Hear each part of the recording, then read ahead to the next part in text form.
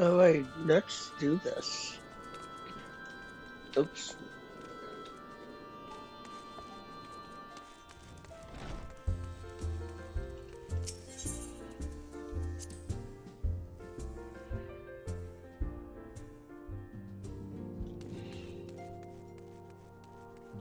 I cannot do it as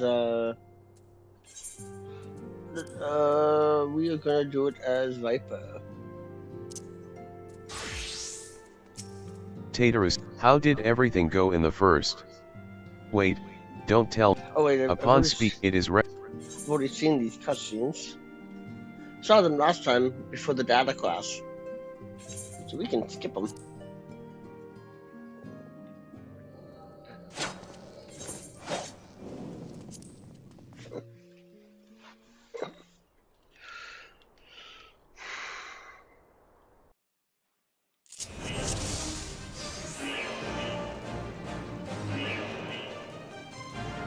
And I just realized I need to be in turn on my Discord.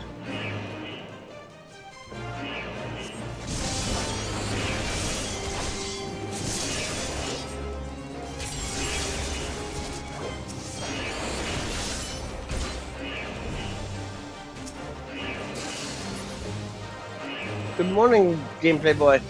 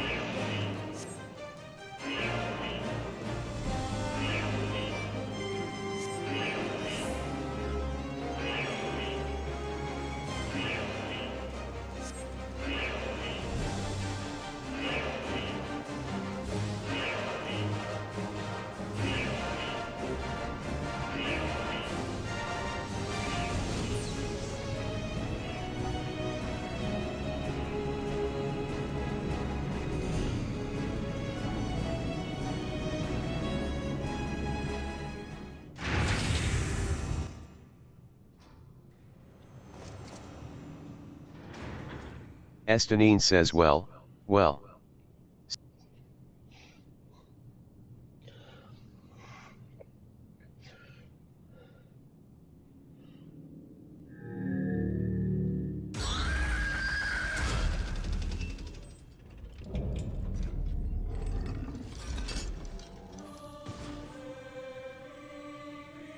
And you would bar my way, would you?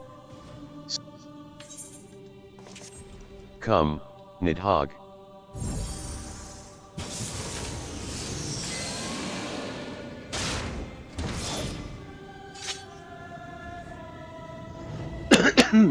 Excuse me.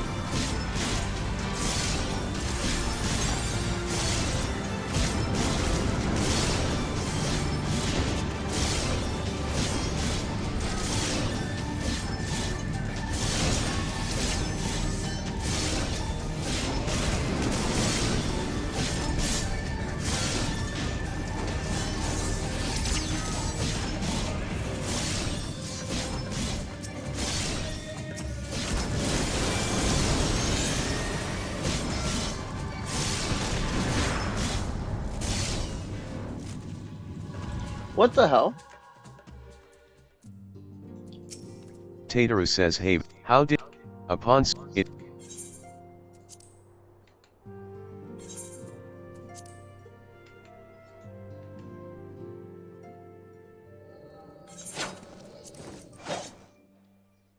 How is that possible?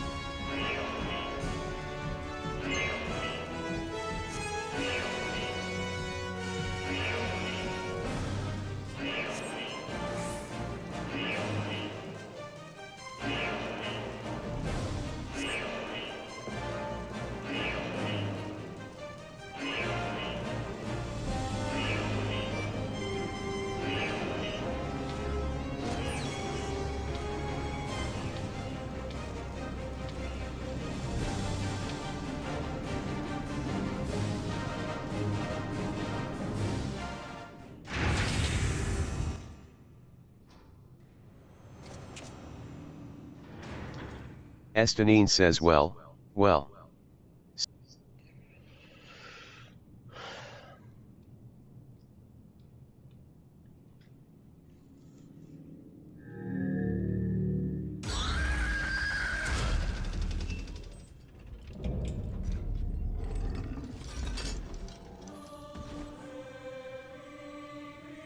And you would bar my way, would you? Come, Nidhogg.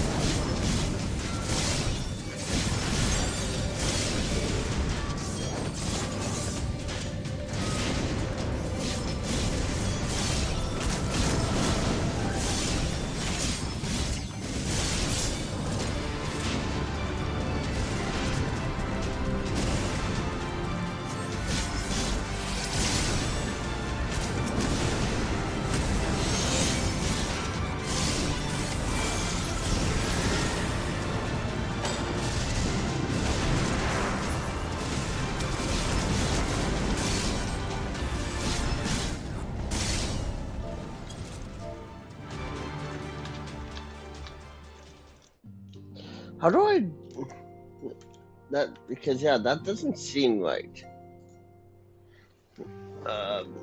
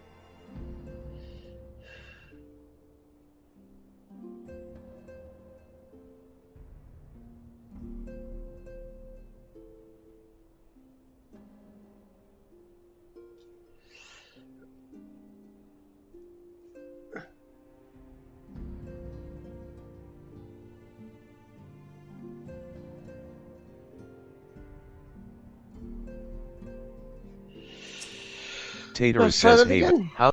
Upon Let's try that speaking with again. Tater, it is Oops. Haven. How?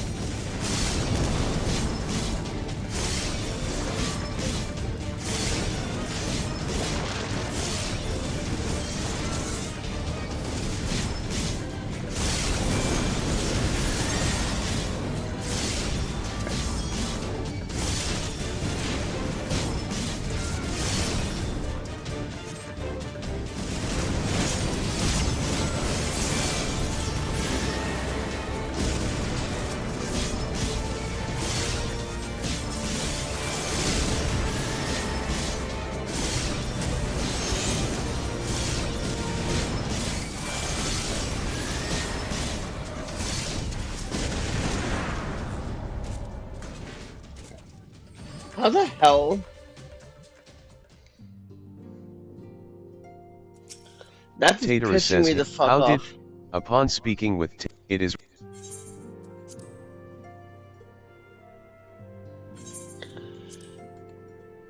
Ugh.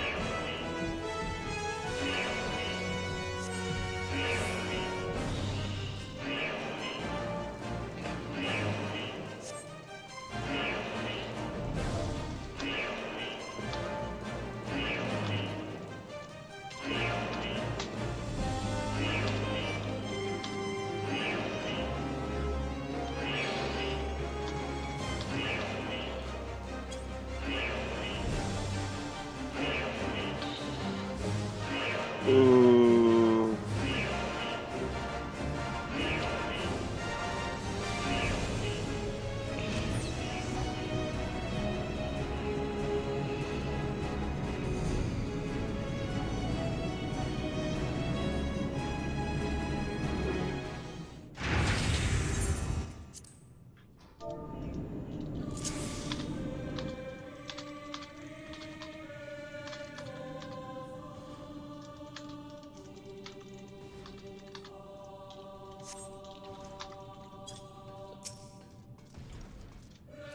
Okay, so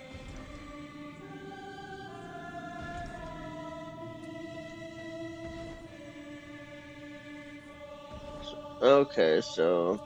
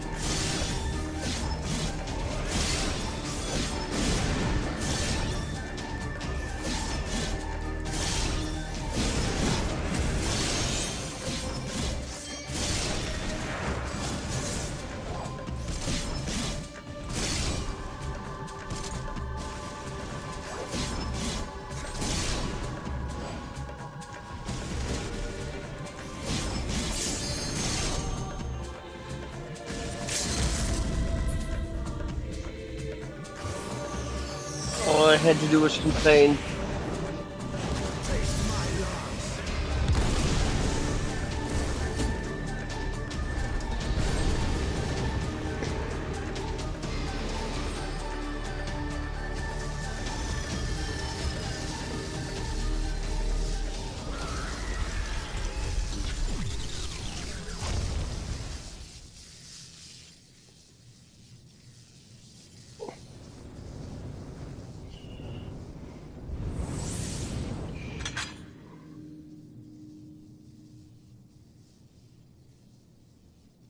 Estanine says Garleans and their Machina, now.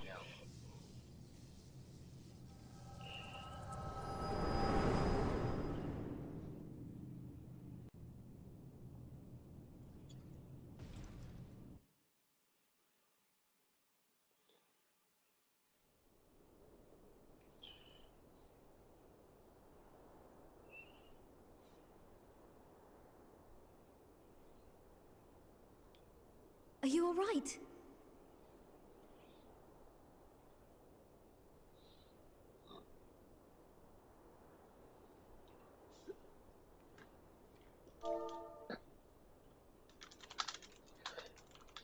Peer into my past, did you?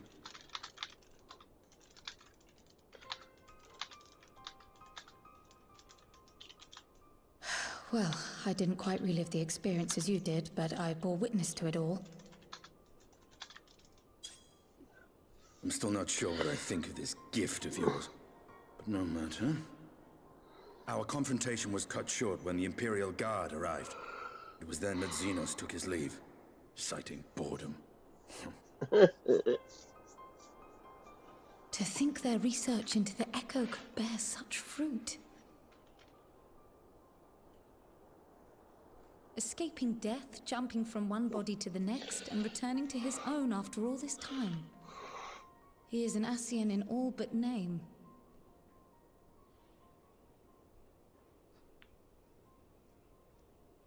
It beggars belief, aye.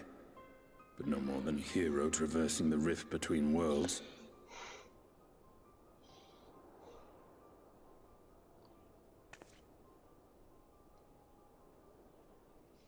My concerns are far more prosaic. With the Emperor dead and the Crown Prince missing, the Empire is in disarray. Until order is restored, assuming it even possible, we needn't fear an Imperial reprisal. And for reasons of his own, Xenos took it upon himself to rid the world of Black Rose. Riol has already gone to apprise the Alliance leaders of these developments. We may leave the matter in their hands for now.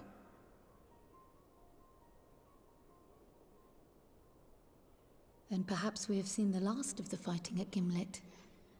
Though, if it comes to civil war, I cannot help but fear for the provinces.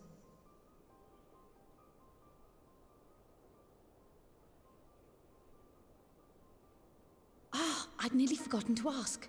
What became of Gaius? Did he not escape with you? That he did, but we parted ways shortly after leaving Garlemald. He claimed another threat had arisen which demanded his attention. He didn't elaborate, but the absence of some device or other in the capital gave him reason to believe they're planning something. Lest you worry, I believe he has well and truly shed the Black Wolf's pelt. Conquest is no longer his objective. We may safely leave him to his own devices.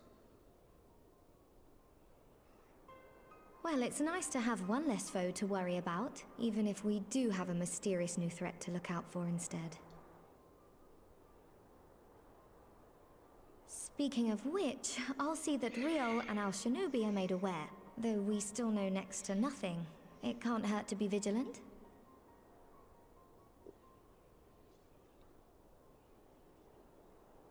Well then, with Black Rose nipped in the bud, I believe I've fulfilled my part of the bargain.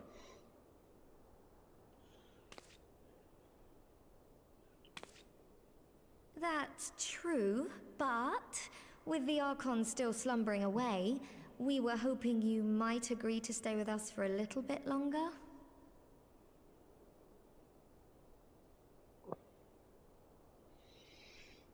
Sorry, but I'm not inclined to extend my contract. Gaius isn't the only one with business to attend to.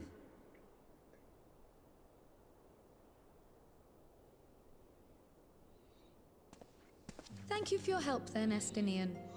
I see why Alphino admires you so.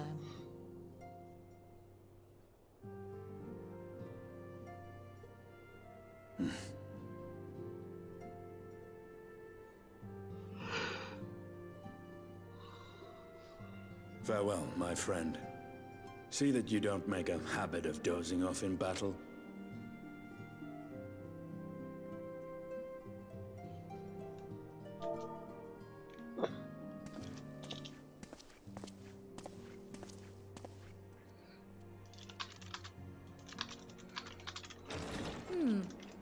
I suppose we should all be getting on then.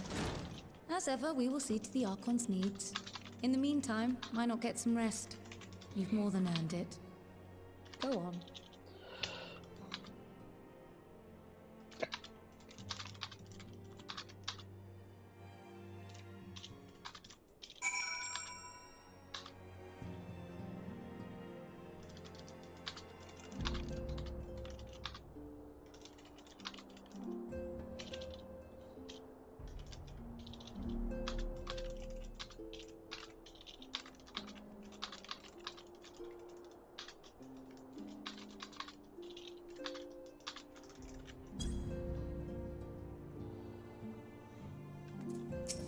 Tateru says you must be shattered after all that hopping back and forth between worlds. Why not stay here and rest for a while? I'm sure Becklug can manage without you. They've got enough science to help them, if you ask me.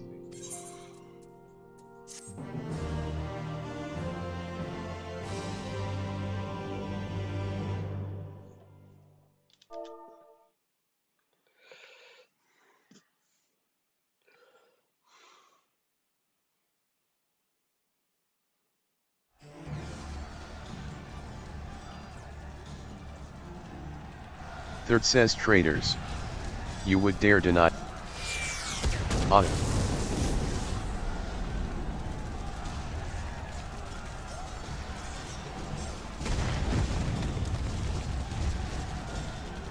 First says onward.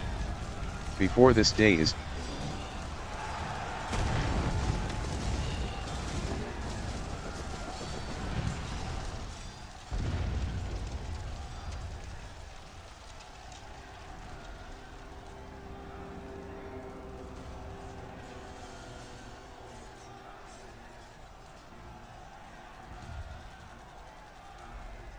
Zeno says boring, boring, boring. Says do you think? I find it amusing. Like dogs.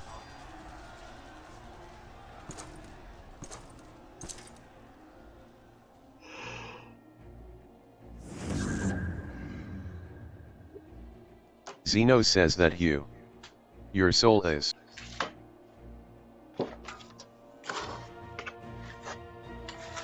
White Robed says before your majesty, I am but another dog. Lost, in want of a new mat, for I know full well the prey you would seek next. Zodiarch.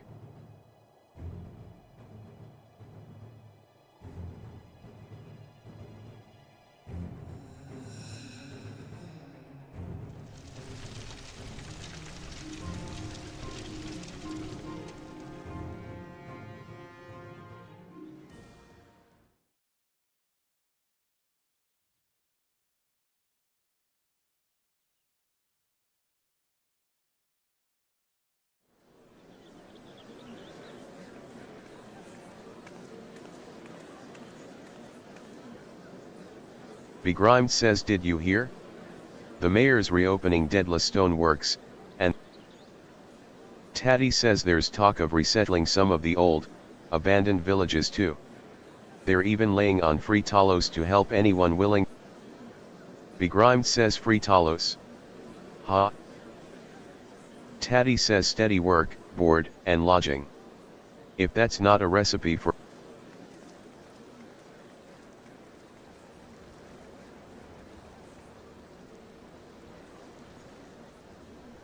says Hope.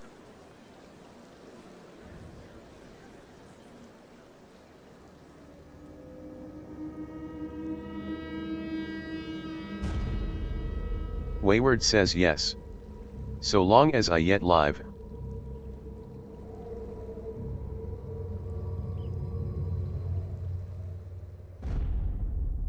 It is my destiny to see our dream full.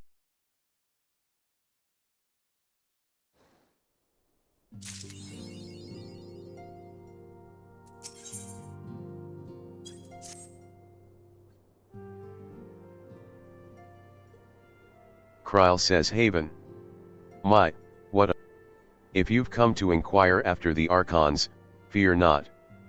Master Matoya's treatment has proven effective in stabilizing their core. We mustn't grow complacent, however. Potent though these magics may be, we can only hope they afford us enough time for the Crystal Exarch to complete his work. Tateru says if only we could go with you to the first and says pardon the interruption, but I come bearing urge. Maximus says Haven. It.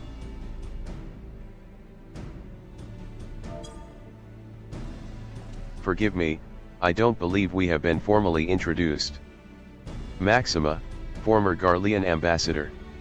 I remain here in Eorzea under the auspices of Commander Alden, offering what counsel I can in the hopes of resolving the present conflict.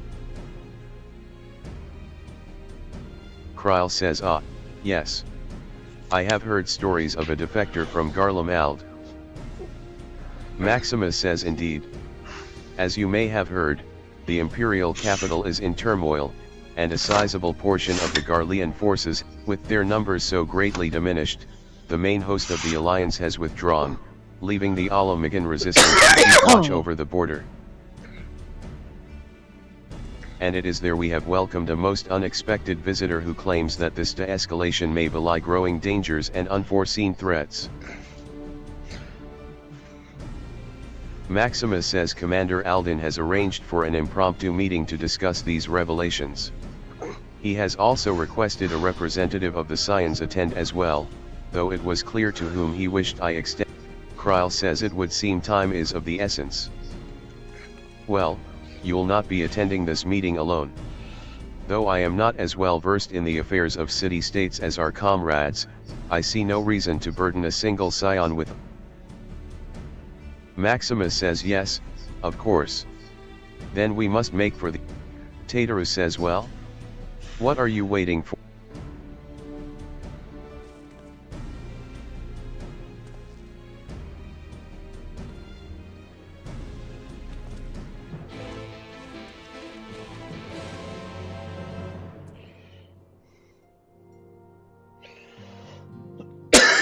Oh, excuse me.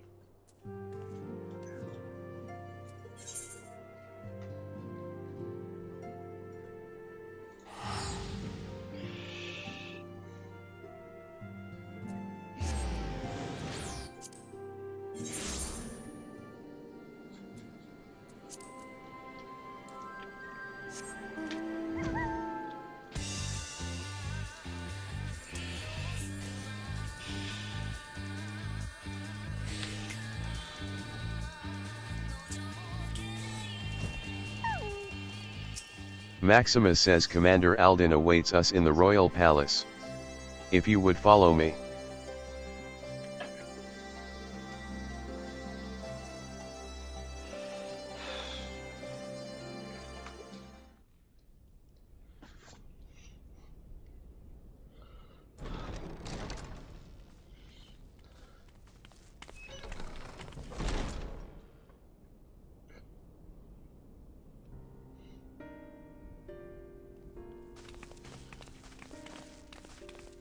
They're here, Commander. And I for one am grateful that they are. Told you've been busy since our paths last crossed at the Gimlet Dark. Not that I understand half of it. When the Scions spoke of other worlds, I'd struggled to describe what I pictured. Mayhap things would seem clearer were I to hear the tale from your own lips.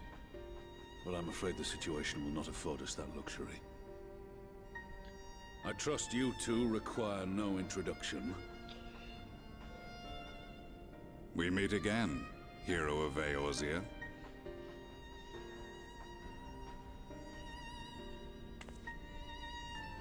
Sir Gaius. Must we repeat this ridiculous display? I pose no threat to you, though what I come to warn you of very well might. Had he meant to do us harm, I hazard he would have kept to the shadows, and brought more than 2 companions. We need not pretend to be the best of friends, but I hope we can put aside our differences for the present.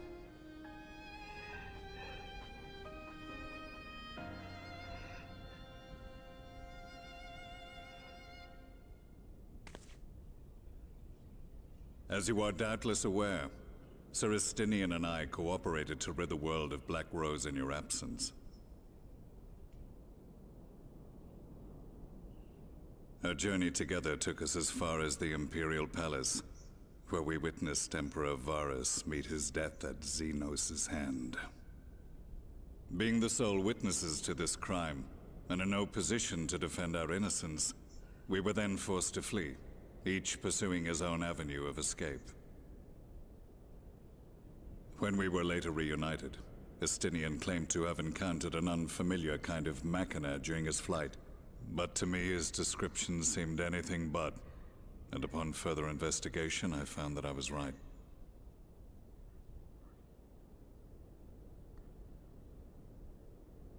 The Empire is developing a new Ultima weapon. What, that Allagan monstrosity, created to vanquish primals, with which you yourself once thought to conquer Eorzea? The same. In my foolishness, I sought to harness its power, and became the Ascians' pawn in so doing. But you know as well as I how that tale ended. The weapon itself, excavated from beneath this very city, was destroyed ere we could fully unravel its secrets, and that should have been the end of it. But unlikely as it sounds, the Empire's efforts to recreate it have somehow borne fruit, primarily through secret research conducted by the 7th Imperial Legion, it would seem. Wait, the 7th was all but annihilated at Cartano, along with its legatus. Indeed, few survived. The 7th, as it is now, has little in common with the Legion led by Vandarnus, and its leadership has changed hands several times since. Precisely how this project has continued despite such turmoil, and under whose auspices, remains a mystery. What we do know, however, is that a number of prototypes have been produced, and that one of them is on its way to Eorzea.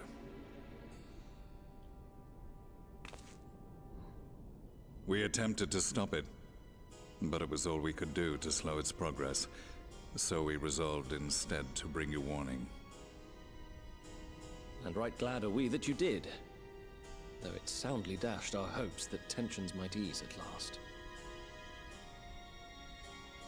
As it is, we've begun to strengthen our presence in the Gimlet Dark, and are assembling a force to meet the coming threat.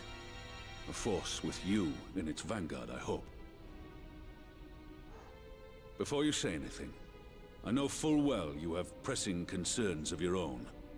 Your comrades remain in peril, and I would not ask you to forsake them. But the fact remains that you and you alone have faced the Ultima weapon, and emerged victorious. We need you. And so, when the time comes, if your comrades can spare you, I bid you lend us your strength. I've assigned an officer to await your word.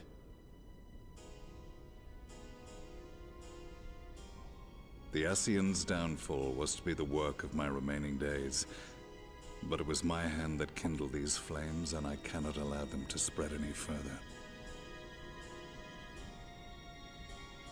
I will do what I must to see this mistake consigned to history once and for all, even if it means begging your aid. The Fates will enjoy the irony, even as I endure the ignominy.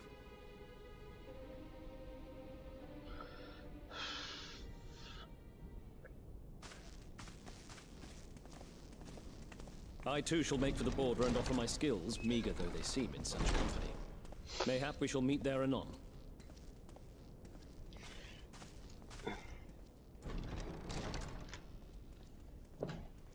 Though we can ill afford to ignore the coming of a new Ultima weapon, our friend's plight grows ever more precarious, and none save you can join them in the first.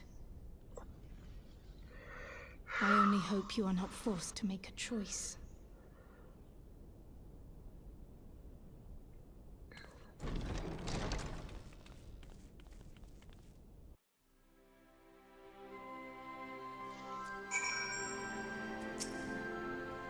Krile says, as ever, the way forward is paved with difficult decisions.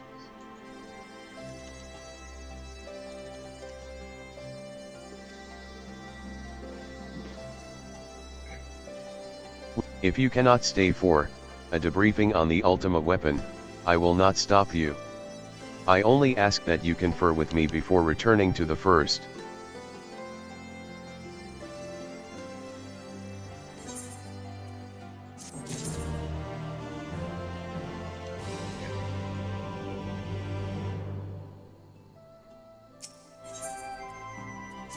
Krile says, I take it you're ready to return to the first?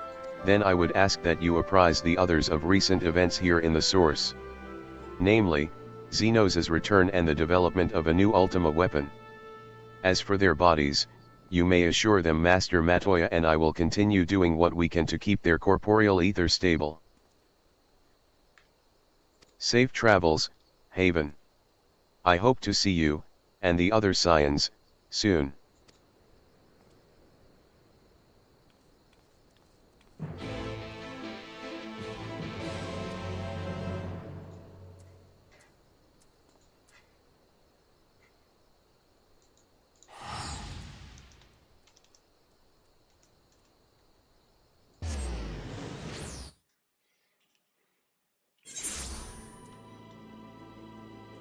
Okay, so the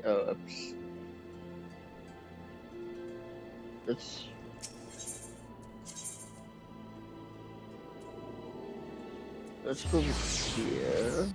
I think that's where I can go.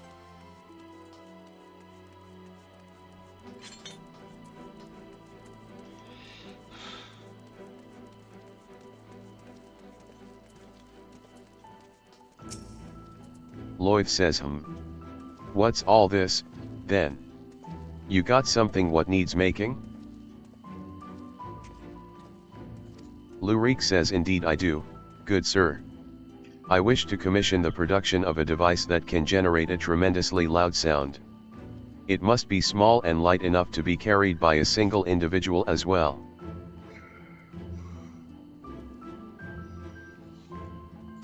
Lloyd says, ain't that one of the stranger requests I've heard? Well, if it's just noise you want, then I'd wager we could make do with a special blend of fire sand. I think I've got just the recipe for your needs. I'll need some choice ingredients, mind, and you'll need to go and fetch them for me. Of course. Lurik says, fetch. Ahem. What precisely is it that you require? Lloyd says, well, there's this one particular beastie native to Koluzia what's got a singular diet and leaves these massive dung piles, the fresher the better, if it please. A few varieties of grasses native to Raktika. Oh, and some iron ore from Amharim. I can give you a list if you like. Lurik says, to wit, I will need to travel to the far corners of Norvrend and back. Oh dear, this is rather more involved than I. Lurik says, no more excuses. I will do whatever must needs be done to see this through to the end. My friend, I will not impose these tasks upon you. I insist that you remain here while I go and fetch the required materials.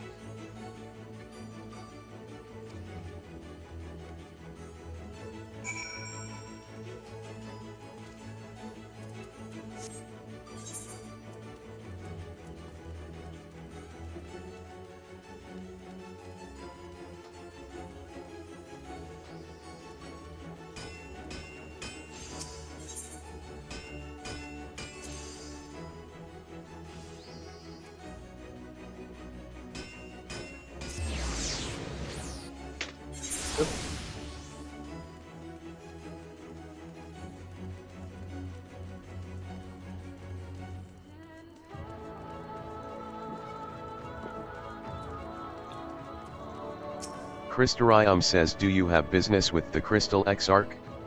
Just say the word, and I would be happy to escort you to the ocular.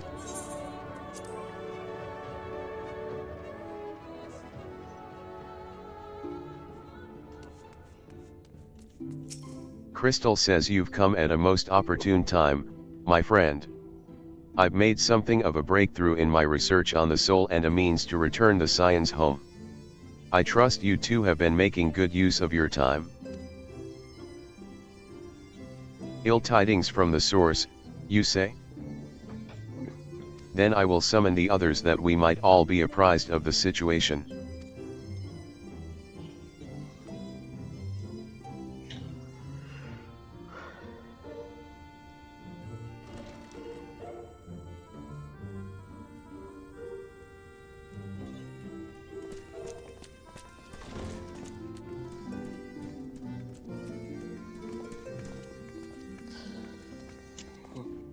Now that we are all here, what news from the source?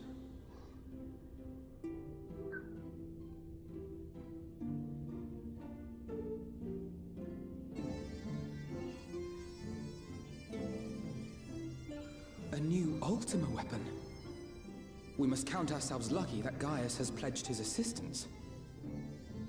While this is indeed a worrying development, I think the state of the Empire as a whole greater grounds for concern. With the Emperor slain and Xenos returned, it is impossible to predict how matters will unfold in Garlemald.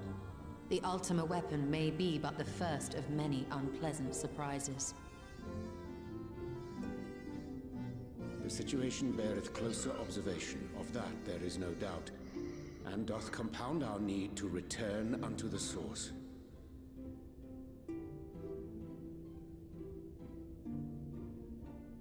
Then let us address that issue. Our long search for a means to see you safely home may well be nearing its conclusion. Thanks in large part to Urianger and Beclug's invaluable insight, we have succeeded in fashioning a vessel for the journey.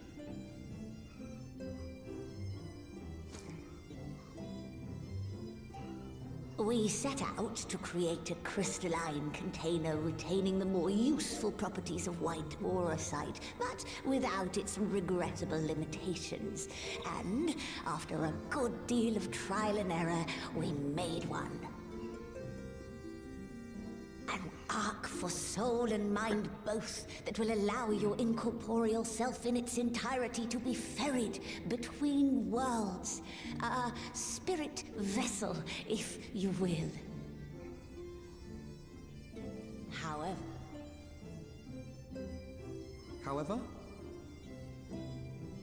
Though the vessel is possessed of the requisite qualities to hold mind and memory, it wanteth yet for a means to receive of them. For that, we must needs imbue it with the Exarch's innate gift.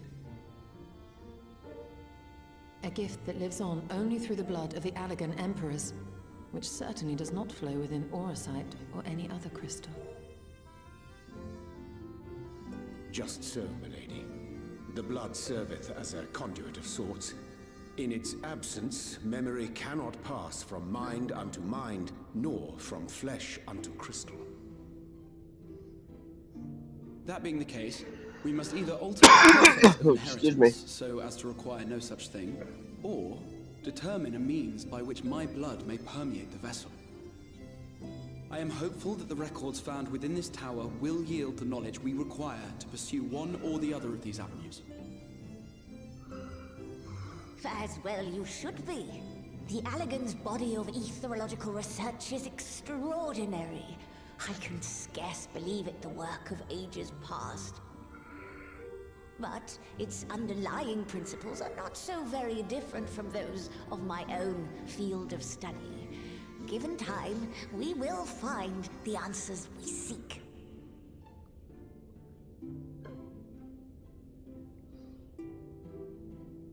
I know that you can ill afford to wait, and it pains me that I must ask you to do so.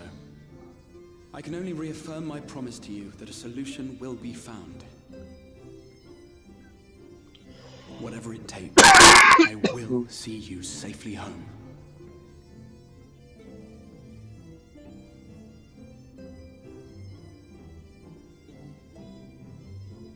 apologies.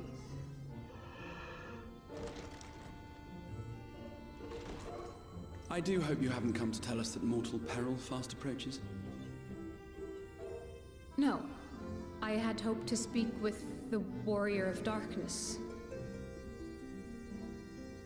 But there is no need to cut short your meeting on my account. I will be waiting outside.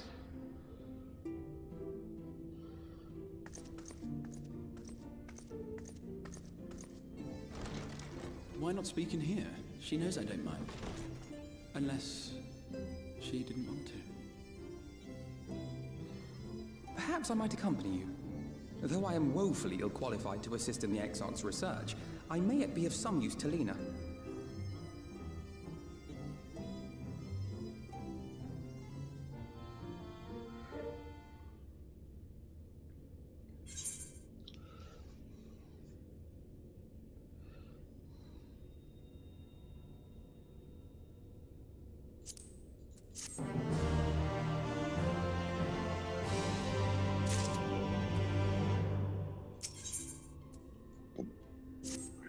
Alphinaud says, I must confess, while I enjoy my fair share of scholarly research, it will be good to step outside for a spot of fresh air.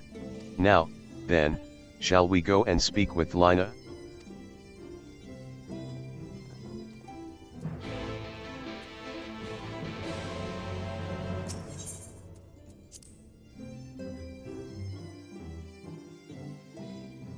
Where's Lina?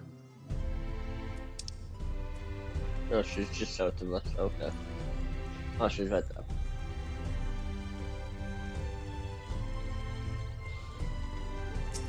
Lina says we have little time, so I will be brief. A Sin Eater has been sighted in Lakeland, and I ask for your assistance in slaying it. Alphinaud says, a Sin Eater? I had heard some few yet remained after the night had returned, but perhaps we should call the others. Lina says that will not be necessary. It is only a single Sin Eater. A simple task for our guard, I should think.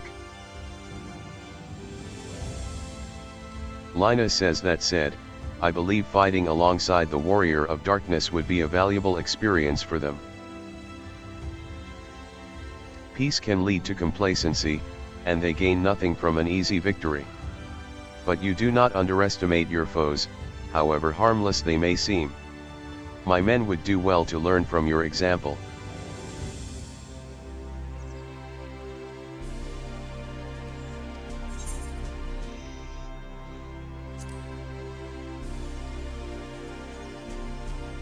Lina says, excellent.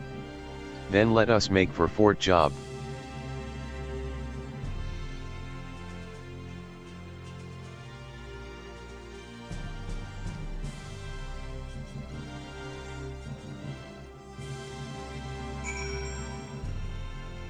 Now let's go quickly, just do this one real quick.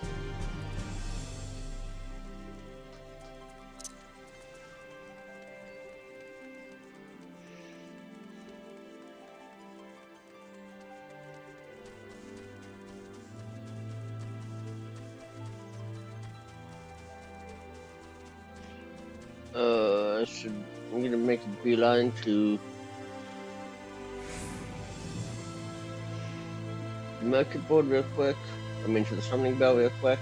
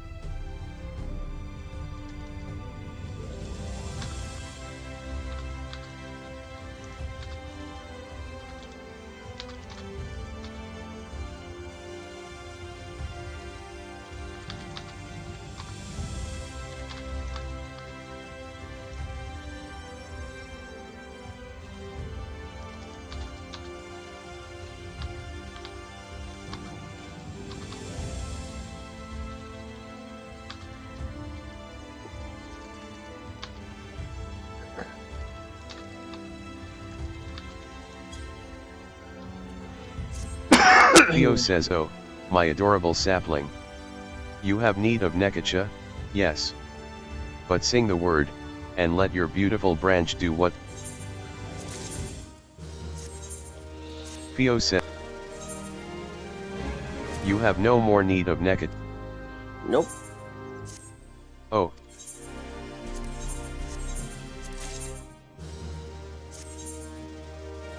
A wisp. You. Oh.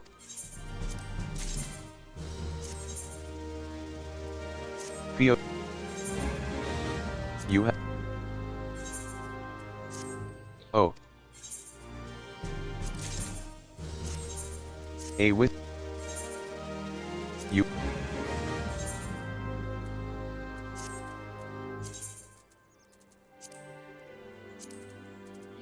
How much extra space do I have? Oh, okay.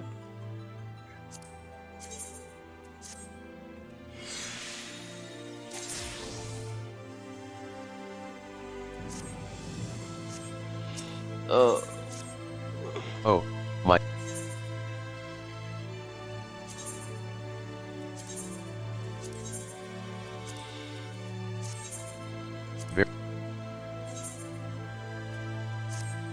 Theos.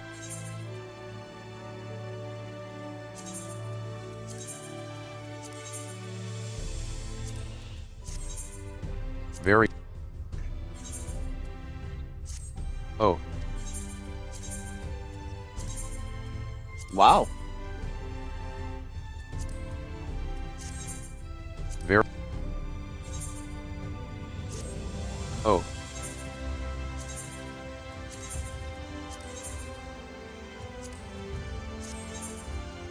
Very well.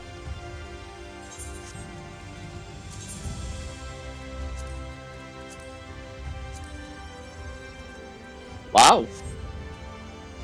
That's actually kind of surprising, to be honest.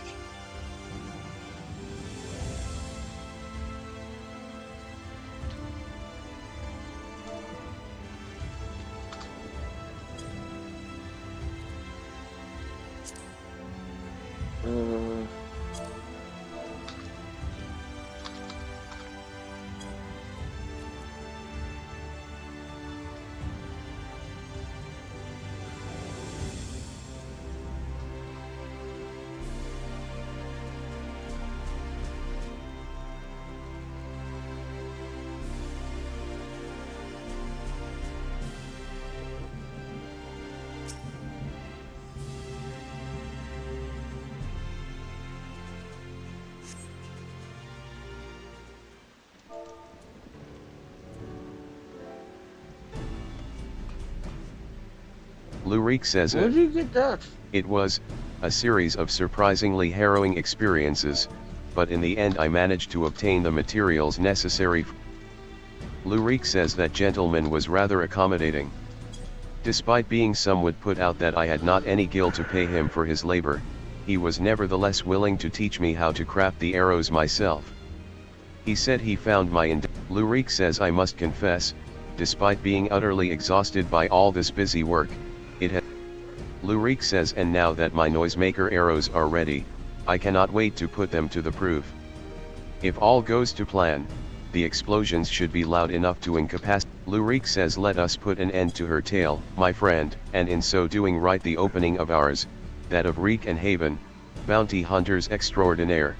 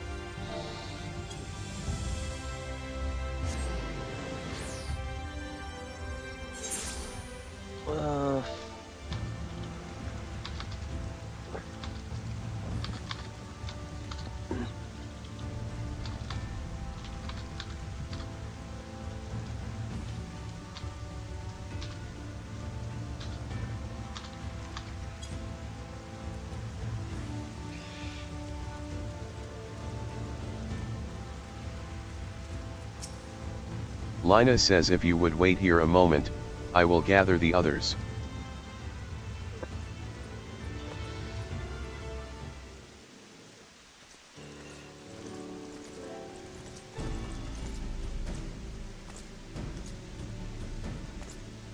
Lina says you may not remember, but you have met these soldiers once before, though. Lina says long have they awaited the opportunity to fight at your. Convalescent says I was at death's door that day after the Sin Eaters attacked. If you and yours hadn't come along, I'd have likely stepped through. Convalescent says your courage and selflessness is something we. Steadfast says I too was there that terrible day. My friend was transformed into a Sin Eater before my very eyes, and I had no choice but to cut her down. The thought of returning to the field, of holding, but that is no way to honor her or my comrades. And so I have returned. I swear I will not let you or anyone else. Ardent says a pleasure to meet you, Miss Truly.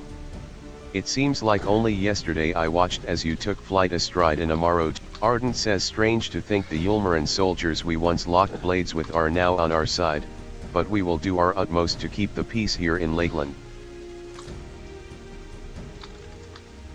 Lina says we seem to be missing one.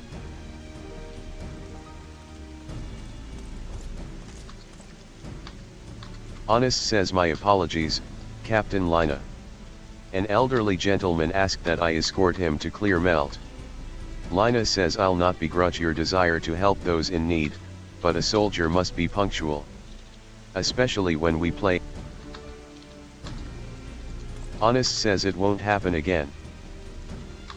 Thaler says the name's Thaler. I'm sure you don't remember, but we met once.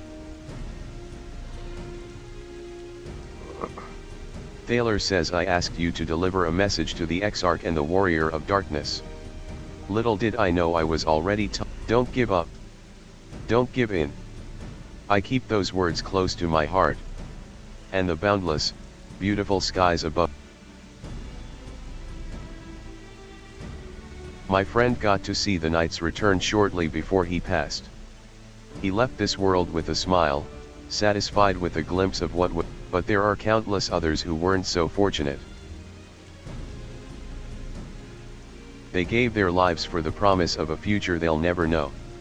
And so it falls to us to do everything we can to fulfill that promise. No matter what happens, we won't give up.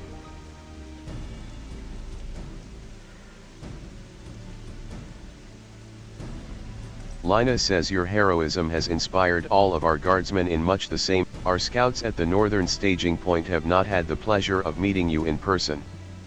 Let us not keep them waiting.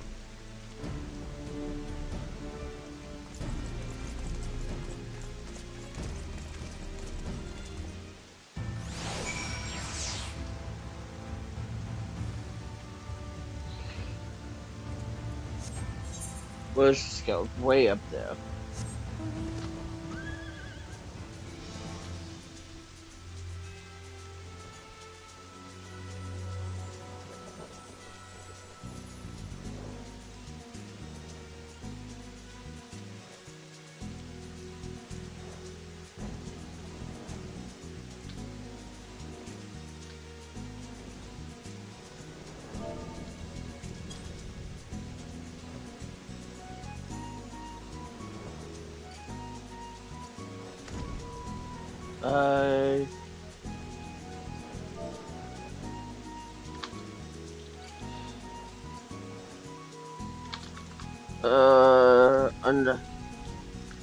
Other than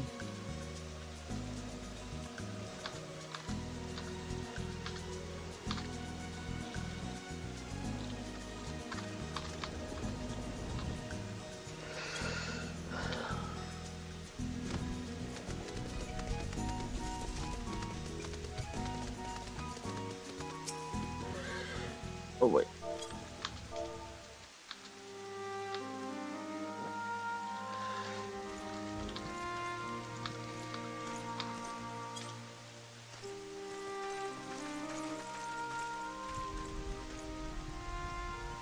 Did you slay this Eater? Your orders were to await the main force before engaging. No, Captain. It wasn't us, I swear it. The man came out of nowhere and cut it down before we knew what was happening. By himself? Certainly it is no Light Warden, but nevertheless. It's true. Felled it with a single swing of his axe, he did. Never seen anything like it. So I says to him, who are you, the warrior of bleeding darkness? And he says, no, I'm a warrior of light. And that was it. Buggered off as quick as he came. A warrior of light? Why would someone go around calling himself that, though? It was those bastards who caused the flood. I mean, if you were going to pretend to be anyone, it'd be her. The warrior of darkness. Eh? Oh, I didn't know. It's an honor.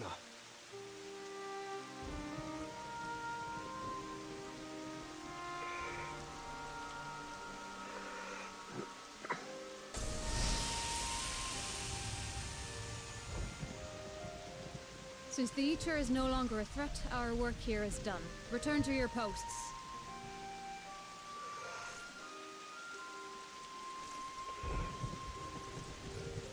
I had hoped to fight at your side today. But I'll continue to follow your example, and may we meet again.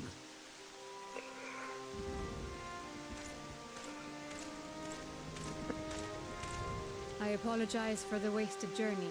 It seems I overestimated the threat. As for this warrior of light, I do not know who would be brazen enough to take that mantle for his own. Whatever it may once have meant, it is forever tainted by the association with the Flood. The Exarch told me the truth of Ardbert and his comrades' deeds, and I am aware they played some part in your own triumph. But to most, they are synonymous with the calamity that befell this world. Still, if this man is minded to destroy Sin Eaters, I may forgive him his unfortunate choice of alias. But that is neither here nor there. I thank you for accompanying me. With that concluded, shall we return to the Crystarium? There is a proposal I should like to make. Okay. Forgive me. There is one more thing. A personal concern of mine. I had hoped you might have a moment to speak privately. Take your time. I shall go on ahead.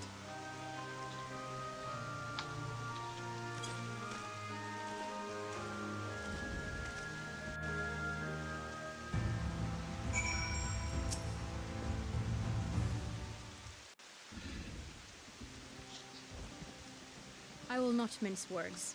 This matter concerns the Exarch. Though his countenance belies his age, his demeanor never has. He has seen more than any man should and grown ever more weary with time. But I see I give a wrong impression. While it is true he attempted to open a letter with his salmon fillet the other evening, we are not here because I suspect his mind is deteriorating. Nor do I believe him to be so maddeningly unconcerned by the prospect of his own death as he once was. Indeed, the opposite is true.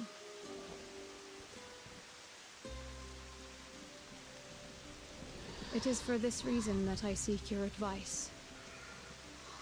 Since he returned from the Tempest, the Exarch is not as he was. He seems a different man. A younger man. I know not the details of his research, but when I saw him at work recently, there was a glint in his eye that I had never seen before. He looked happy. It was as if he had peered into the future and for the first time found joy there. Though it gladdens me to see him thus, I wonder if I should not keep my distance. I fear that my presence will only anchor him to the past. Remind him of all the pain that came before.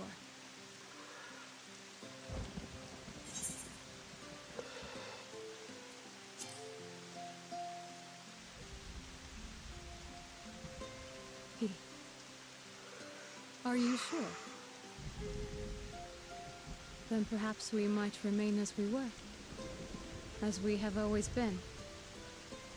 What a relief. In that case, I will have to speak with him about the amount of time he is spending at work. This research is important, I know, but if he refuses to consider his own health, I will have to consider it for him.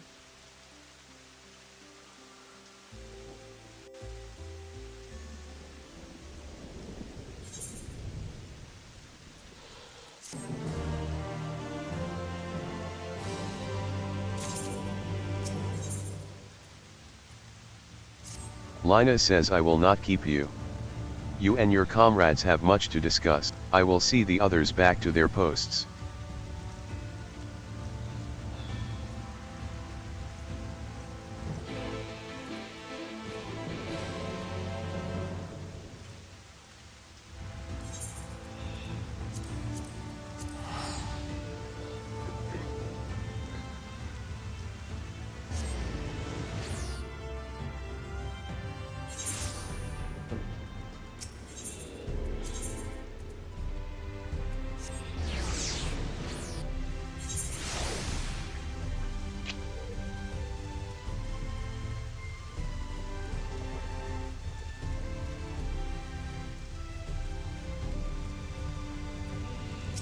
Christari.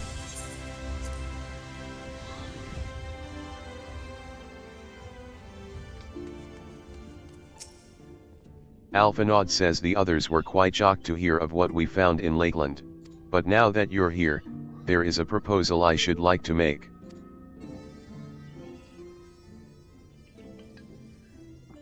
I have been spending a great deal of time in the Cabinet of Curiosity, and of late I have noted more and more people perusing books on history, the years leading up to the Flood, in particular.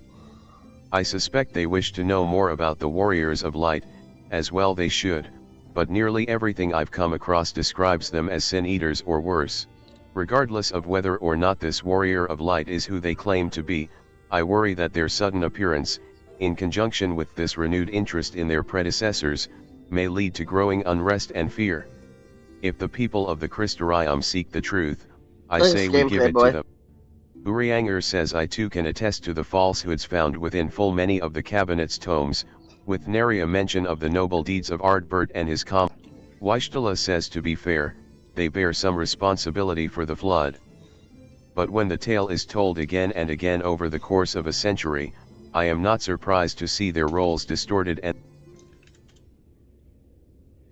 Crystal says were it not for the records stored within the Crystal Tower, I would have had no reason to question the narrative. Unfortunately, that knowledge was of no use, for when I arrived here in the first, their reputation had already been irreparably. Crystal says that said, there still remain those who worked tirelessly to defend their good name in those early days following the Flood. Beck says considering all the good they had done, I find it a wonder they needed defending at all. They brought to justice the man who misused my knowledge to bring about the fall of Vaubourg. That such heroes could be spoken of in the same breath as Sin Eaters is absurd. Crystal says under normal circumstances I would agree, but as time passed, those who knew firsthand of their deeds dwindled. In the end, only one truth remained. With the world on the brink of oblivion, it was all too easy for the Warriors of Light to become villains deserving only of resentment and hate. Wishtala says at that point, the truth mattered little. Crystal says thanks to all of you, however, their lot has changed, and now they may heed. You claimed it was Ardbert who helped you overcome Emmett Selch, correct? Such a revelation would do well to sway the hearts of those who know him only as a villain. I have shared this with a select few, but one and all must be told of his sacrifice. To that end I say we proceed with Alphinaud's plan. We call together the people of the Crystarium and recount to them the true tale of the warriors of light and the flood that followed in their wake.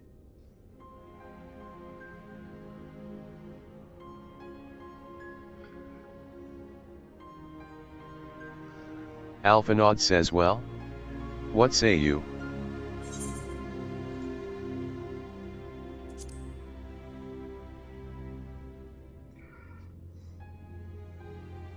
Then we're all of one mind on the matter. Exarch, might I ask you to continue working with Beclug on our means of returning home? The rest of us will see to gathering the people of the Crystarium in the exit. We have to reach out to anyone and everyone who might be willing to lend an ear. With any luck, word will spread and more will accompany them.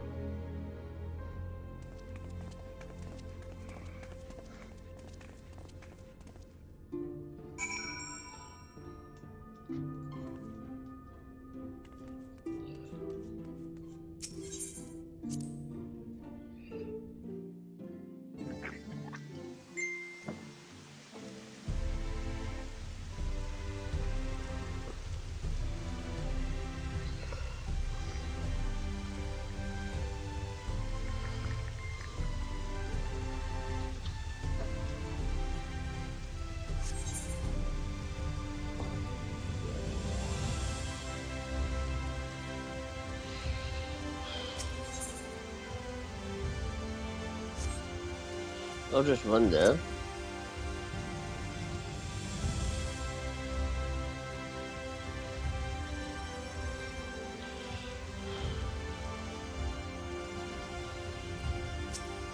Chesamile says Haven. My, what a wonderful surprise. Though I hope your being here doesn't mean someone's been hurt. Thanks to you I've had far fewer patients coming through my door of late. Which is a shame, come to think of it, I've had fewer opportunities to test my new medicines.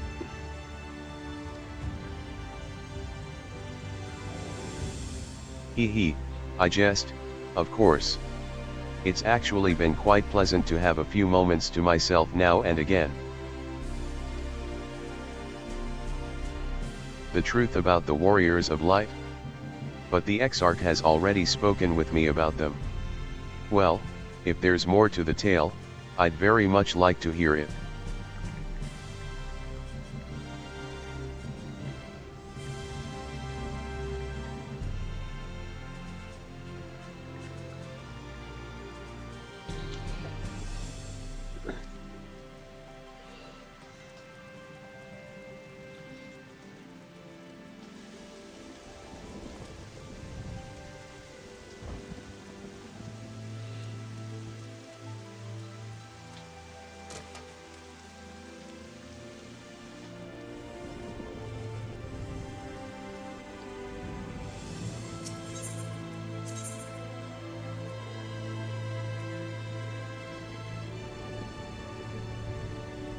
Is it a level 1 quest?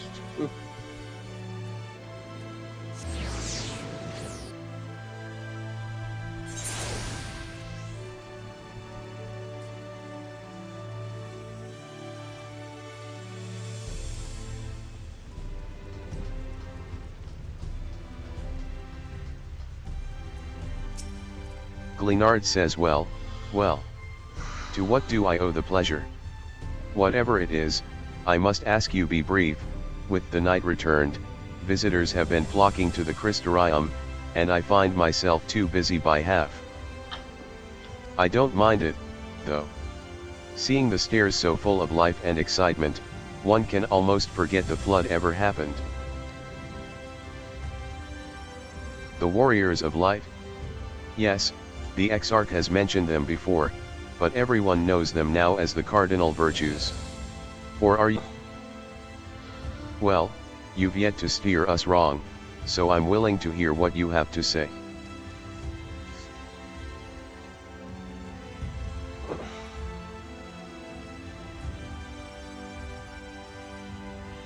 Pull one out. Is that a blue quest? No, it's not.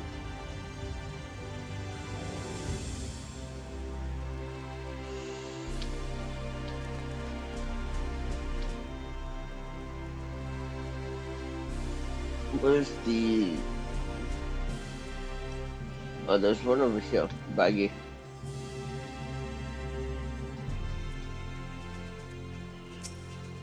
Braggy says come to browse wares in the market, have you?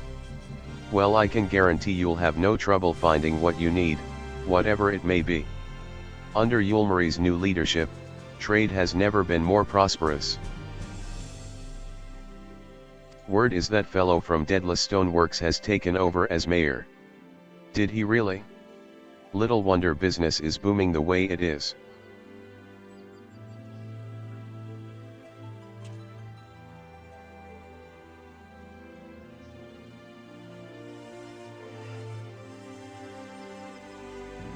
I imagine it won't be long before all of Norvrend reaps the benefits.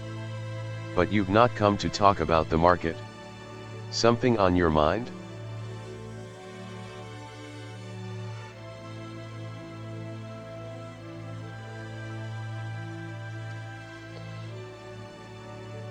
I see. The Exarch did mention they had something to do with your returning the knight to Norvrend. All right, consider my interest piqued.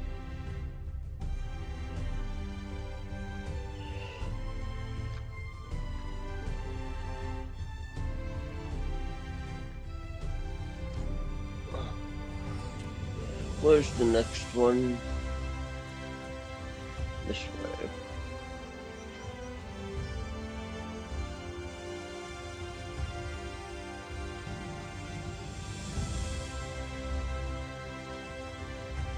Oh, it's not over here. Maybe it's above us.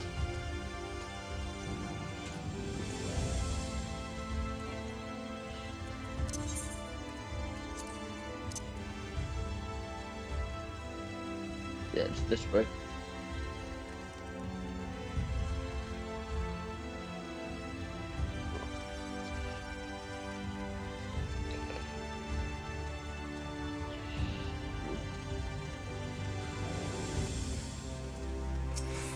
Minstreling said. Yes, I thought so. Haventia, correct. You've been keeping very busy if all the rumors are to be believed.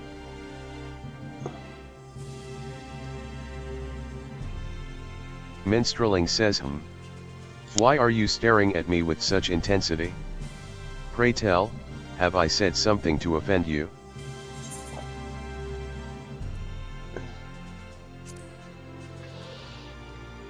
Judging by your cryptic comments, I gather I bear a resemblance to someone you know?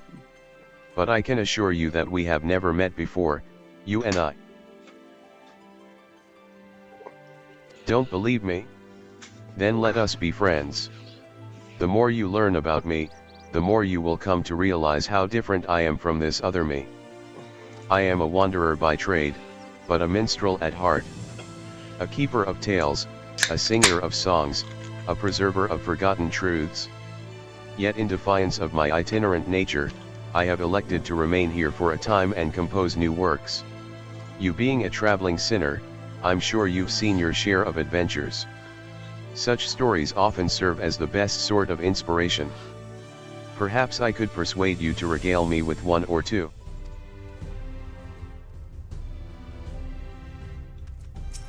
As a sinner of the world, you must surely have all manner of exciting experiences to share. I pray you regale me with your finest, that it may inspire me to write a song that shall echo in eternity.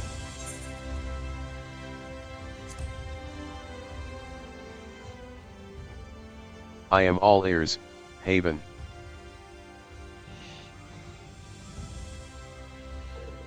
Oh, excuse me. The most esteemed of all Fey folk, the venerated ruler of the Pixies and the Kingdom of Rainbows. What tragedy for Titania to go forth in defense of their subjects, only to be corrupted and transformed into that which they fought to defeat. A mad monarch, once beloved, then feared, and there, 'tis done.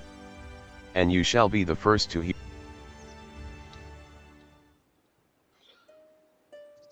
For love of the Fey folk the king fought light and fell pure spirit, corrupted, in thrall to light's spell. 4 treasures did lead her unto the castle door, 4 treasures did free the king from torment evermore.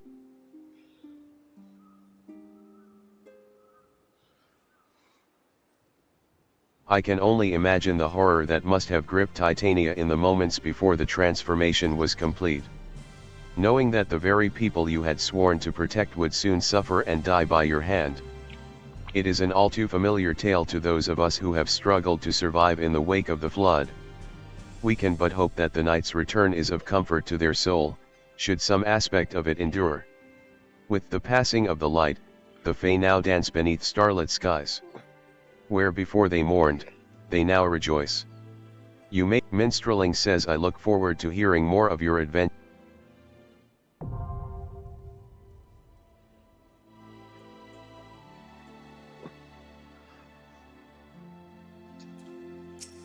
As a sinner of the world, you must surely have all manner of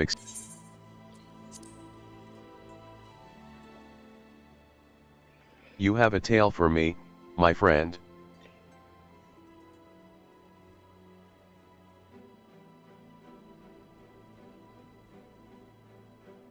The benevolent Savior who would lord over paradise itself. The only ruler fit for a stagnant monument to hedonistic excess, Lord Vothri. But of course he would claim the title of I cannot speak to whether or not he was a monster as a child, but I can sing of his monstrous deeds and what became of him as a man.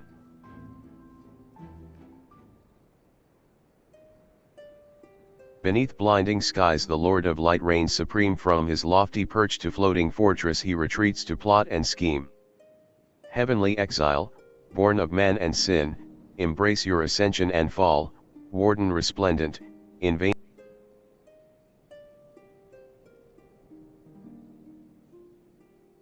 Though he summoned every ounce of his strength as a champion of light, in the end Vothri was no match for the warriors of darkness. He wouldn't be the first to cloak himself in the trappings of righteousness. They are too common by half, some might even say. Nevertheless, I hope his example serves as a reminder of what evil men may do in the name. You and yours did well to lay him low. No doubt you will confront other villains in the days ahead, and I should be most eager to hear your full account after.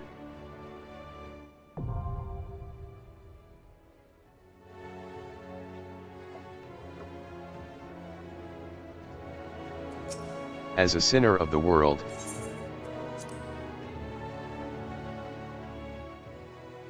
Hades. I have traversed countless lands and heard innumerable tales, and yet that name is unfamiliar to me.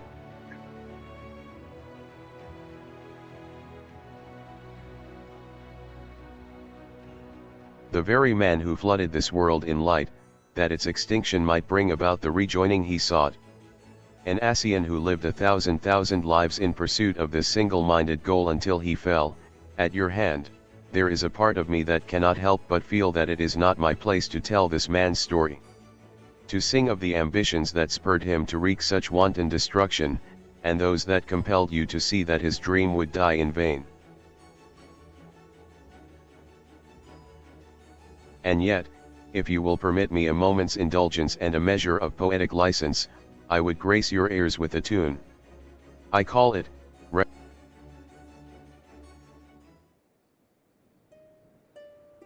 Minstrelling says his homeland lost to memory through eons did he strive, dark masks he wore, fell plots he hatched to keep vain, until the end, that fateful day when shadow clashed with light, true name revealed, his dying wish, remember us as we fade into night.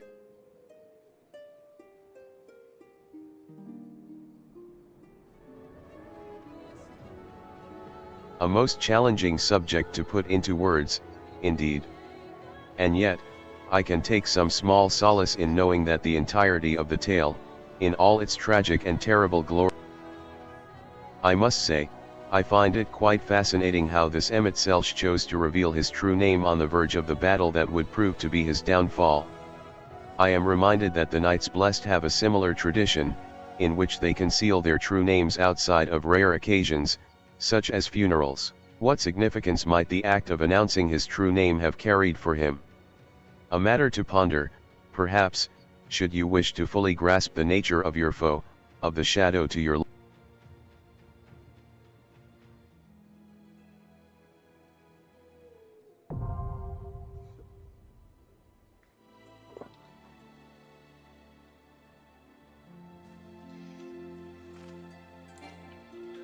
Cool.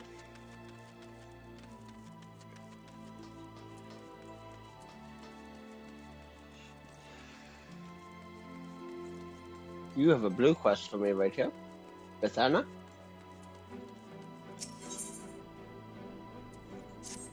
Bethana says, excuse me. A word, if you would be so kind. We of the Crystarium Guard have a request to make of you. Our researchers are planning to enter the Crystal Tower to learn more of its history. However, there is a problem. Now, what I am about to reveal is strictly confidential. Were word to get out, panic would spread throughout the citizenry. Our scouts have reported that ferocious beasts and bizarre machines roam the hallways. Until we can eliminate these threats, none may enter. Strange ethereal readings have also been detected, and we suspect that the phenomena are linked. The Exarch has ordered us to seek your aid in making the tower safe for our researchers to go about their work. He mentioned that you are better equipped than most to face the dangers that lurk in the tower, though he elected not to go into detail. Is this true? Then your prior experience may prove beneficial. Come, let us proceed to the entrance.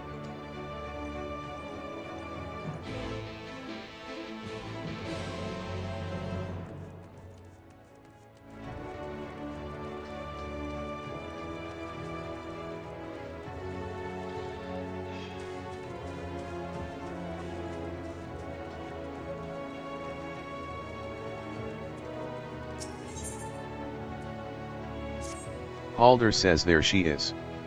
The Star Hunter of Clan Nutsy herself. Bagged yourself a goodly number of 3-nut marks, have we? But it's not enough, is it? Don't deny it. Nay, you need to experience it all, the terrifying lows, the dizzying highs, the creamy middles. And they need it too, if not more. Why else would those Yulmaran bastards offer bigger and bigger bounties? They're waiting for you to slip up, just once. To give them a spectacular death. But you won't go quietly, oh no, you'll bleed them for every last gill and then some. And soon you'll have the chance to do so on an entirely different scale. How, you ask? By slaying elite marks, that's how. They're like nothing you've ever faced before. Wild and unpredictable, possessed of surpassing strength and guile. Many are the men who have left to slay such fiends, never to return. But their failures will only serve to season the dish that is your victory. The greater the risk, the greater the reward, extrinsic and intrinsic, no. Which is why you must speak with Zil without further delay.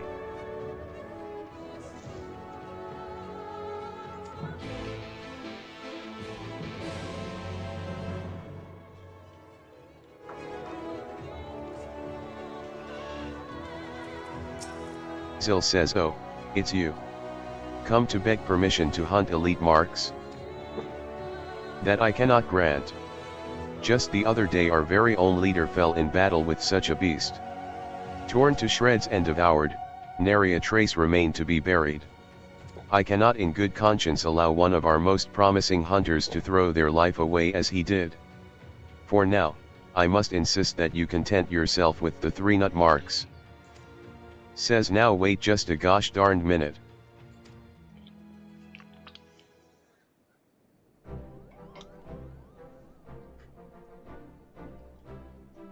Zil says wicked white? But you're... Nutsy says Nutsy, your fearless leader. Still alive? Zil says but Halder described in exacting detail how the beast snatched you out of the air, how as you struggled to free yourself in vain you were disemboweled and depalmed. Nutsy says certainly not. As you can see, I am the pick. Nutsy says no thanks to that villain Halder, though. I'd say he was the aspiring depalmer, considering how many times he nearly chopped it off in the midst of our battle with... Zil says I rather think you have only yourself to blame for that. After all, was it not you who encouraged him and the others to strike you down and claim? Nutsy says I, for the thrill of it? which he gave me and then some, even if only by his poor attempts at treachery. That weakling wouldn't last. Zil says, as you may have gathered, it takes a certain character to rise within the highest echelons of. Nutsy says you've got to eat, sleep, and breathe danger. You've got to love putting it all on the line against elite marks and elite hunters besides. You've got to be bloody mad. Zil says, are you sure this is wise? Nutsy says, wise, schmize. She's a killer, I want to see her kill. I wanna see her die.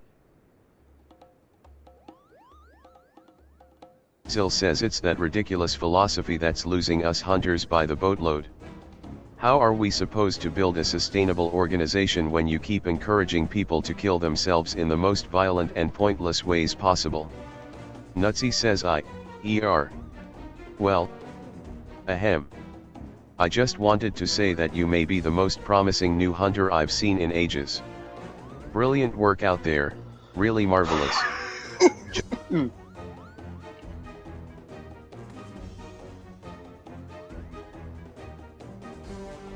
Zil says, one day I'm going to rip that palm off your head and shove it down your goddamn throat, you furry little shite. Anyway, you may now hunt elite marks. Do try not to die. And, if you happen to run into our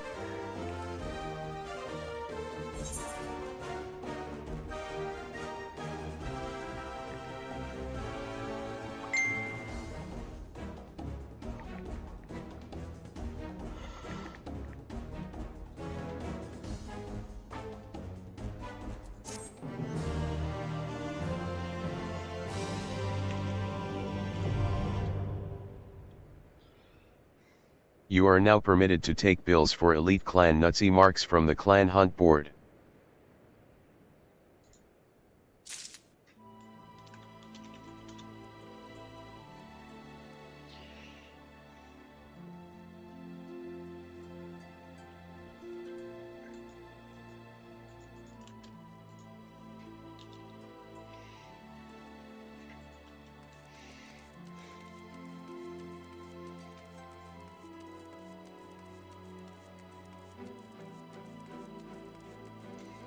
Okay, so the next one is over here.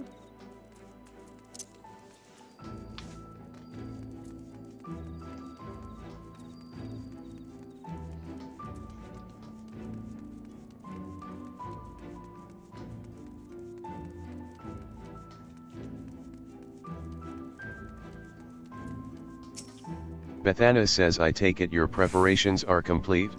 Listen carefully. You are to lead a party of elite troops into the tower and respond to any hostility with lethal force.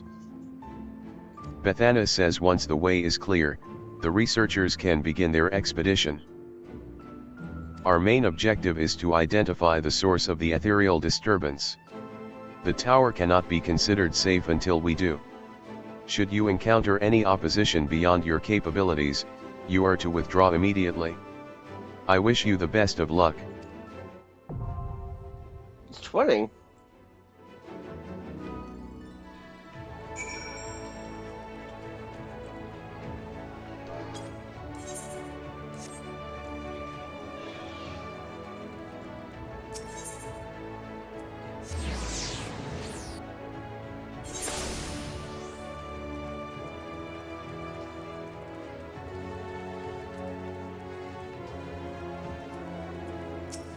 Catliss says, well, what a coincidence.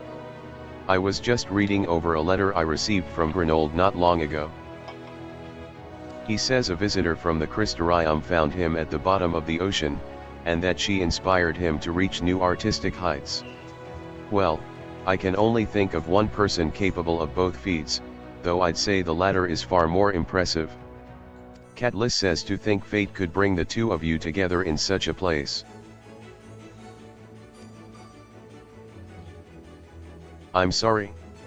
You mean the Exarch didn't tell us the whole story of the Warriors of Light? Well, whatever he's left unsaid, I'm all ears.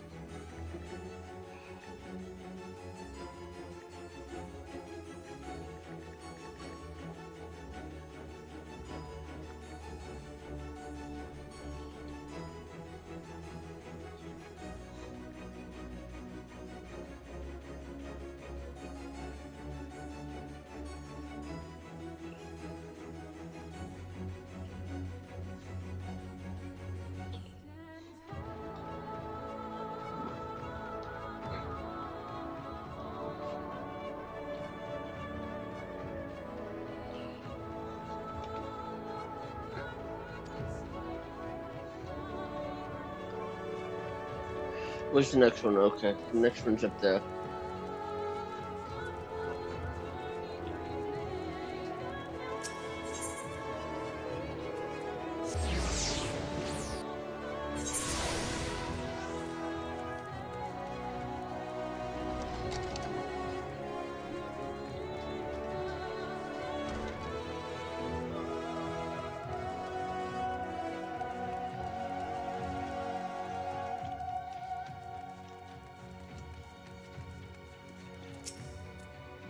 Morin says no, this can't be.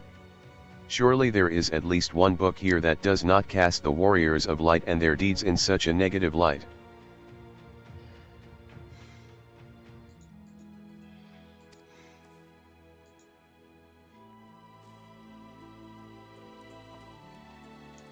Oh, Haven. Forgive me. The Cabinet of Curiosity has been bustling with visitors of late, but I fear our repository lacks for the knowledge they seek.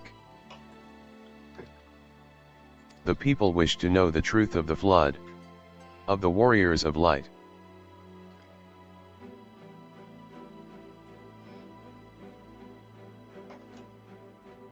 I have searched high and low, but alas, every account portrays them as no better than sin-eaters, abominations worthy only of scorn and resentment. I know they were not always judged so harshly, yet I can find no proof. And I dare call myself a librarian. You would address the people and tell them the truth of the warriors of light? Of the flood?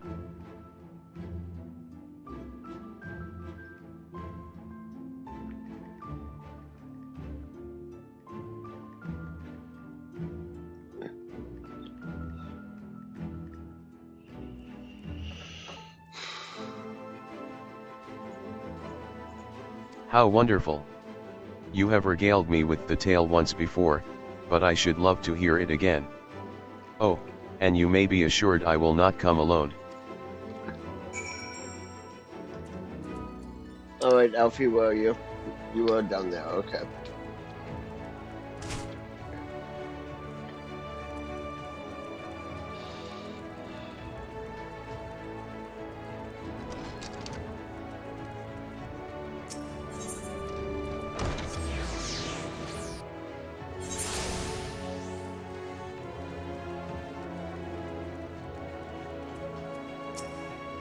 Alphinaud says there you are. Between the four of us, I dare say we've swept the Crystarium from top to bottom. Now we need but wait for the people to gather.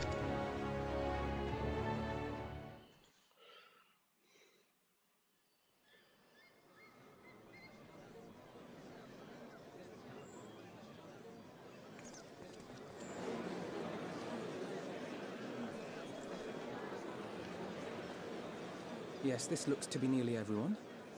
Let us begin, shall we? Though I am usually the first to hold forth at such events, I think on this occasion that honor should fall to you. They would be more inclined to take the word of the Warrior of Darkness. Indeed. In light of the subject matter, who better than thee to speak these truths?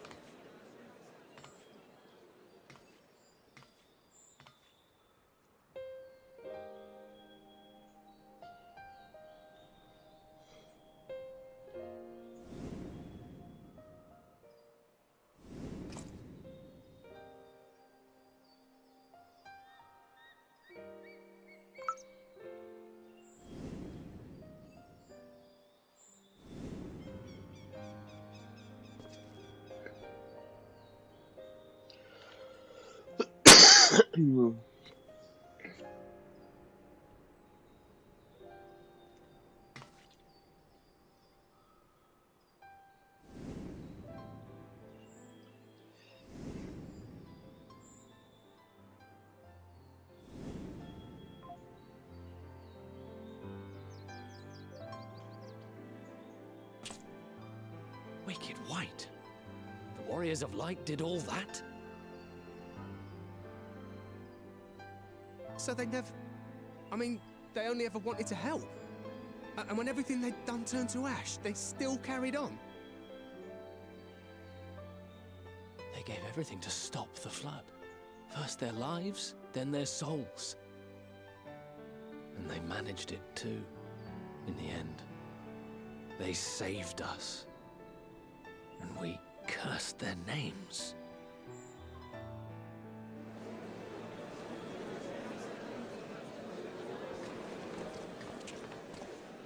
This should go a long way towards clearing the air.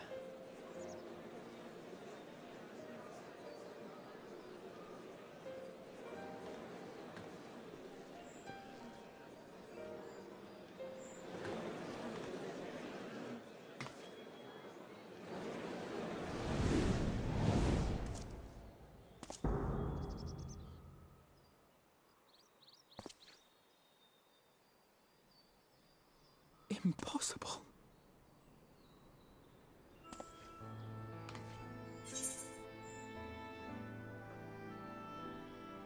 You can see him too?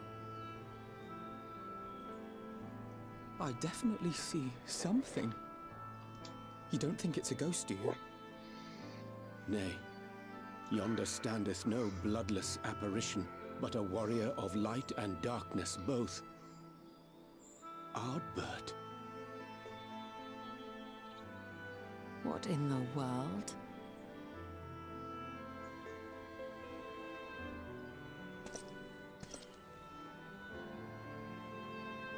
It's you! The one who slew the Eater!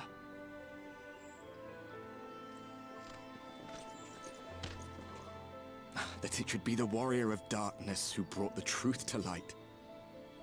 You've saved me a fair bit of time. Though I have a few words of my own to say, if I may.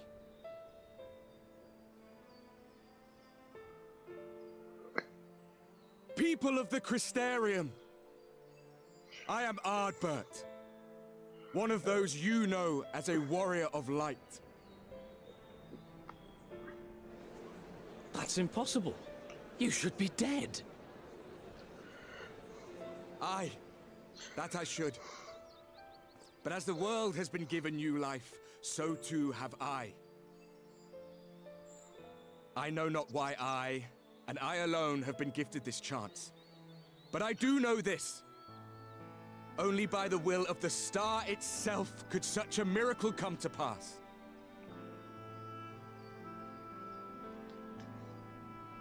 The hero who stands before you now, the warrior of darkness, is not of this world. And the day will come when she must return to her home.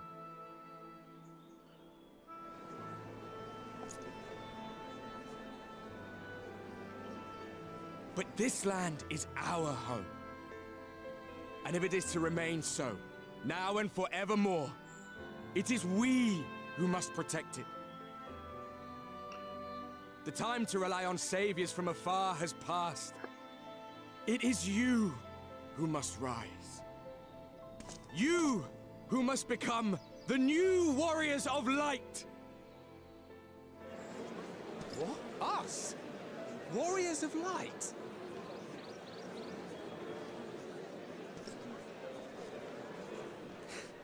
None of us were born heroes, my friend. I was only ever a man with a thirst for adventure. But wherever my journeys took me, I was invariably confronted with the same choice. To lend what aid I could to those in need, or not. And I always chose the former. Any one of you could do the same. All you need is the will to help your fellow man, and the resolve to see it through.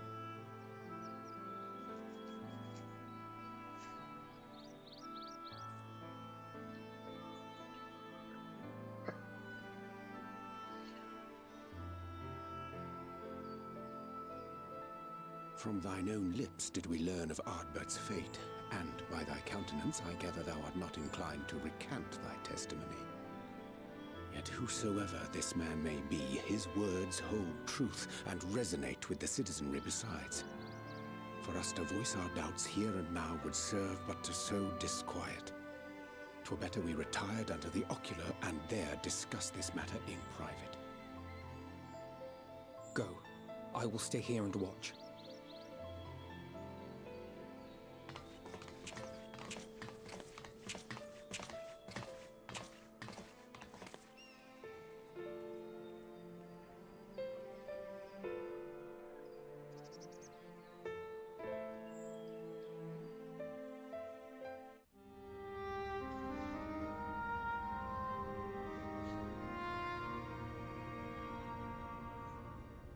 So, that is a warrior of light of the first. I've not had the pleasure of making his acquaintance, but as you all seem to be in agreement, I gather this is no simple case of mistaken identity.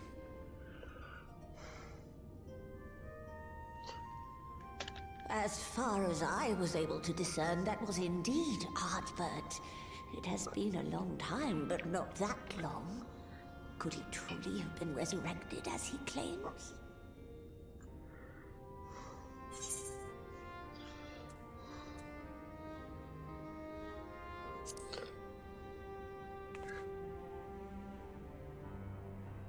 Ardbert did entrust his very soul unto thee.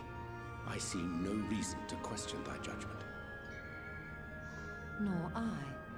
To my eyes, your ether burns as brightly as the day you slew Emmett Selk. That is proof that he is with you still.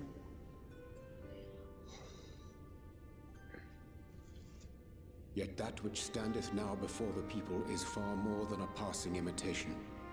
I am reminded of the cardinal virtues, though a sin eater he is not.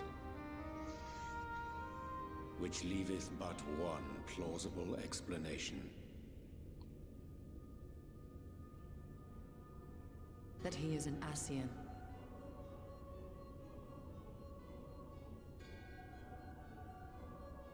Given their fondness for posthumous possession, I would have to agree.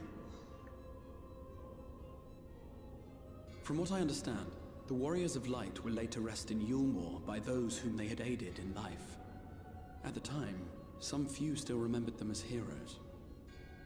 Needless to say, 4 of them were subsequently exhumed to serve as the Virtues. And if one knew where to look, Ardbert too would not have been difficult to find. Assuming then that this is indeed the work of an Ascian, my mind inevitably turns to the last remaining paragon to survive the Sundering.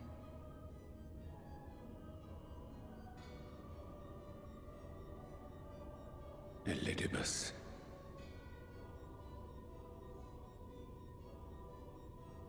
That Zenos hath reclaimed his own flesh is known. Thus evicted from his borrowed form, and cognizant no doubt of Emmett Selk's failure here in the First, 'tis quite possible the emissary chose Ardbert for his next vessel. Inhabiting the flesh of the fallen. My, that is unsavory. And they do this often, you say? Verily. For they possess no corporeal forms of their own. In what one may term their natural state, none save those gifted with the echo can perceive them. Indeed, when Elidibus intruded upon the waking sands, his presence did go unmarked by all save Minfilia and the Warrior of Light. On that occasion, I myself remained ignorant of his coming until after his departure. It was only at a later juncture, when he deigned to appear before me in borrowed flesh, that I was finally able to take the measure of him. In such puppetry do the Ascians engage when they seek to influence the course of history. And they have gained much by it. Emmett Selk single-handedly built the Garlean Empire in this manner, while La Hebrea came close to conquering Eorzea, having taken possession of Thancred's living body. Yet it must needs be noted that the Ascians cannot avail themselves of all mortal vessels.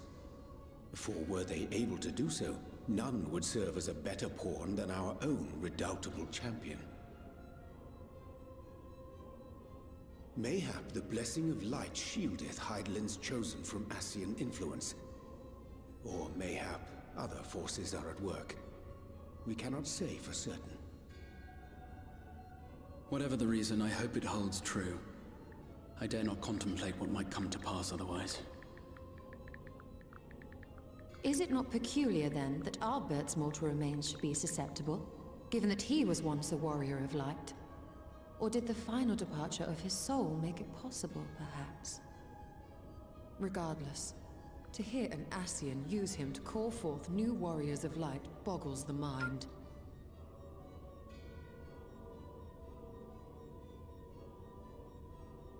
Elidibus hath ever been an enigma, his ostensible purpose being to preserve the balance between light and dark. When he made overtures towards me, however, I was afforded a glimpse behind the mask of the self-appointed emissary. I shall not defend mine actions, undertaken in pursuit of a better understanding of our foe as either wise or prudent. Nevertheless, what little I did glean may now prove useful. Elidibus possesseth a subtle mind, practiced in the art of manipulation. That he coaxed this star's most valiant heroes as far as the source with naught save half-truths is no trifling feat. And now I believe he doth employ his skills once more to some as yet unknown end. Though naught is certain, should my suspicions prove true, we shall have need of all our wits if we are to uncover and thereafter thwart his plot. Agreed. 'Tis plain that simply speaking out against him will not avail us. At best, it would only serve to confuse the people. And I would hesitate to do anything which might tarnish Ardbert's reputation once more, nor yours by association.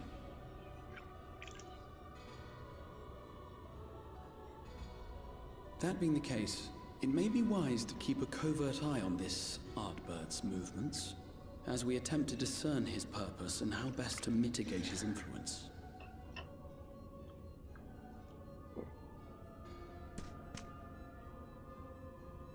His performance appears to have concluded. What now? Go back out and follow him?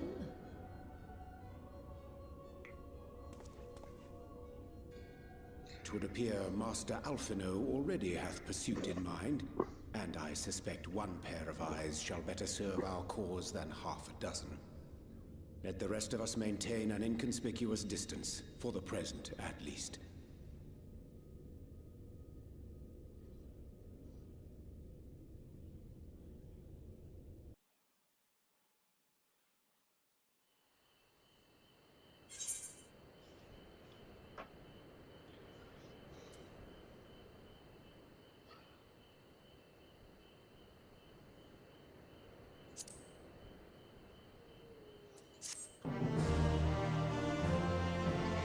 Alright guys, it is 12 o'clock. I don't think I'm going to be able to finish Sleep Disturbed. I'm going to accept it. Crystal says you did well to dispel the falsehood surrounding the Warriors of Light and their actions prior to the Flood. Oh, no, though I must say the reappearance of Ardbert, or rather, one who appropriated his identity, was a rather... He is an imposter, of that there is no doubt. But to the masses he will appear as a hero returned from... Beck says after the Warriors of Light were laid to rest in Yulmari, the people prayed fervently for the gods to deliver them from their plight. Prayed that these fallen heroes be born again for their sacrifices. Weishtala says I for one would like to know why Ardbert urged the people to become warriors of light themselves. Urianger says ere we take action, we must needs, let us pray that Master Alphanod returneth soon with that most essential knowledge. For now, I think it best to apprise then Cred and Rhine of our efforts. When we do confront Ardbert, we shall no doubt have need. Crystal says agreed. I think it prudent we all take measures to Becklug and I will continue our research into how we might improve the spirit vessel, that it might one day carry you home.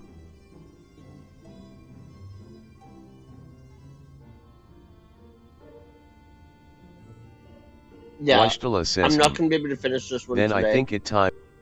Before going Until to work. now, everything we have learned of the Ascians has been handed to us at their leisure. But that was one of Emmett Selch's unique failings.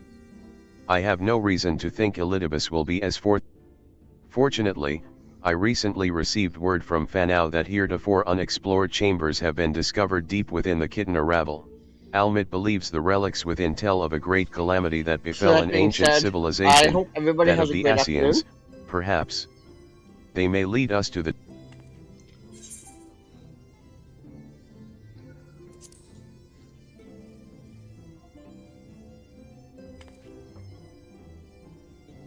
I wouldn't dream of going without you. When you are ready, make for Fanau. Almit and her sisters will be. Urianger says then let us be about our tasks.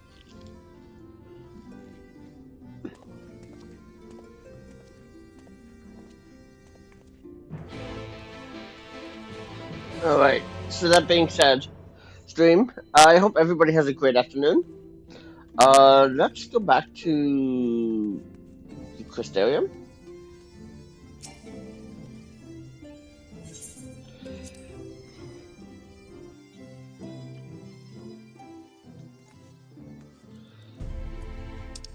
Do I have time to do this or no? Let's look it up. Toads.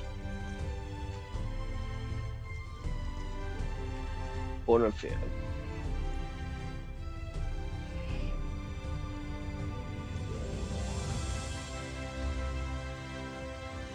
I do not have time to do this one either, I don't think. Wait.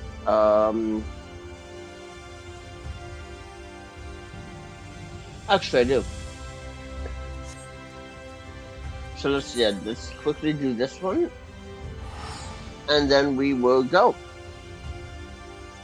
Because I've got to get ready for work.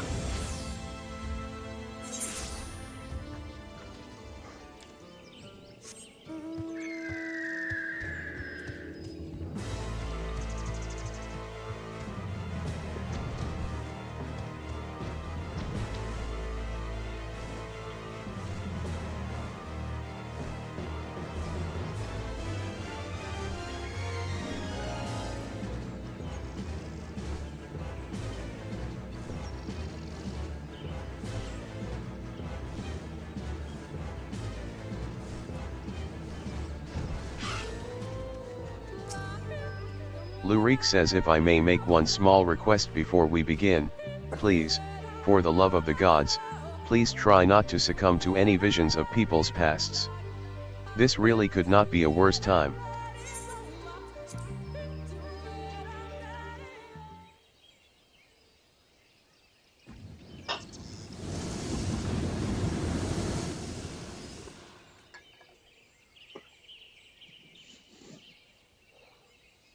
Well, are you still with me in the here and now?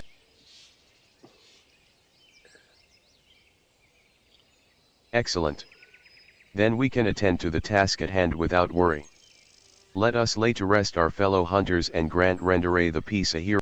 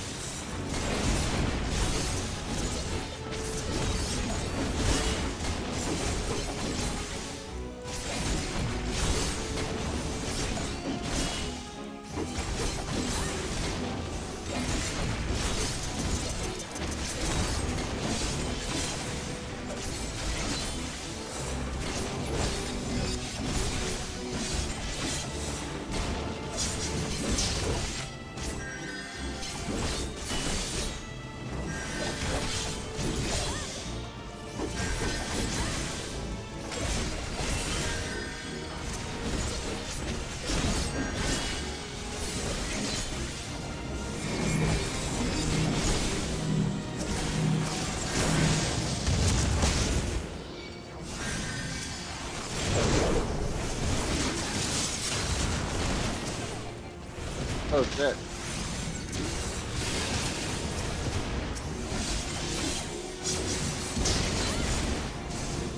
Yeah, moving is gonna die. Yep. Let's try that again. Lurie.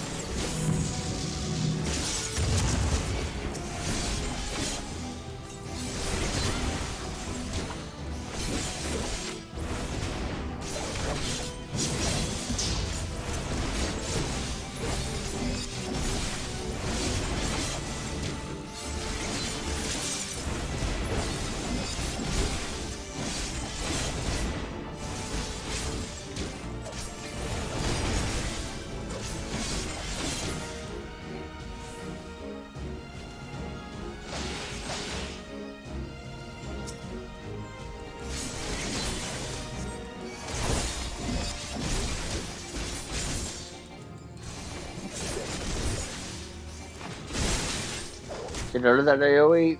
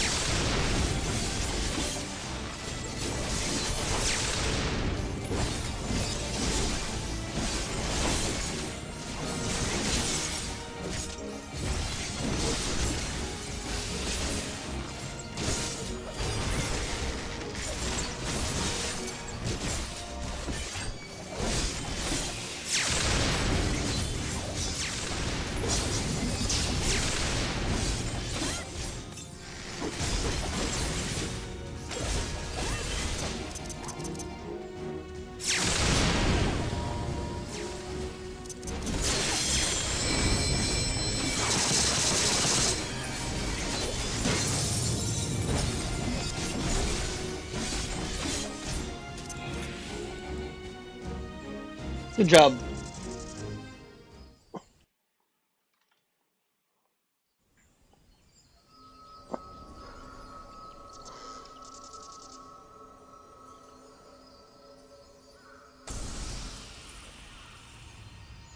Lurik says we won. Even seeing it and say,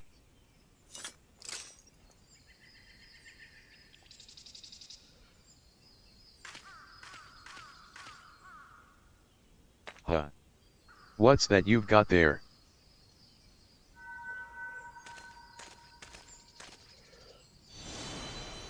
Wicked White, you're...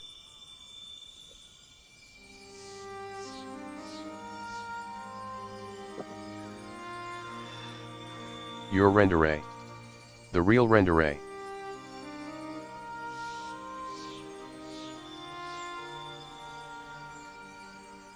Rendere says I should have never betrayed your trust. Never again. Balam quits, the Shadow Keeper, the Flood, come what may, we would face it together. No matter how hard. That's what it means to let someone into your heart, knowing full well that nothing lasts forever. To welcome the fear, and the pain. The sorrow. When I lost my parents. When we... To place our faith in a desperate, hopeless attempt to save everyone, and to see it amount to naught in the end. What else could we do but offer up that tiny remainder in a final, futile effort? Even knowing, deep down, it was worth. Lurik says what is this? Rendere says you gave me fear, and that fear gave... Lurik says wait.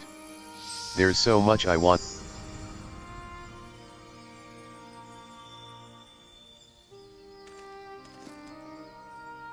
I don't understand. What was she talking?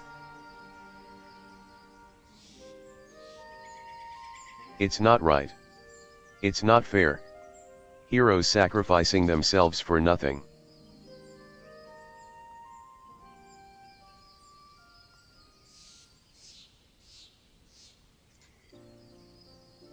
Thank you, Haven. I could have never gotten this far without... I had no idea who Rendere or any of the other warriors of light truly were. 'Twas all ancient history to me. Why would I care who... I was no better than my parents, judging them out of hand. Dismissing their sacrifice, not bothering to look deeper. It made it all the easier to pursue. I pray I've made up for it in part by helping to lay Rendere's soul to rest. Miss Alvara is probably worried sick about us both. We should return to Coluzia and let her know.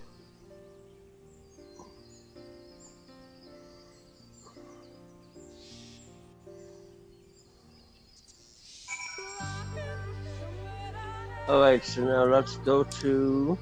Oops. Coluzia.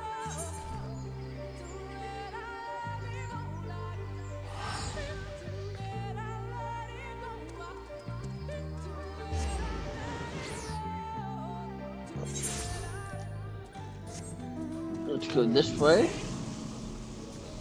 Spin on the flying turtle. Okay, that's always fun. Turn this quest in and then get ready for work because it is now 12:30.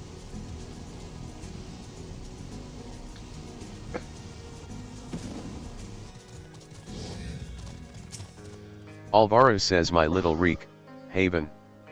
Congratulations on a job well done. And from one hunter to another, thank you for helping Rendere to achieve a measure of peace. She was a hero to me too, and it broke my heart to know what had become of her.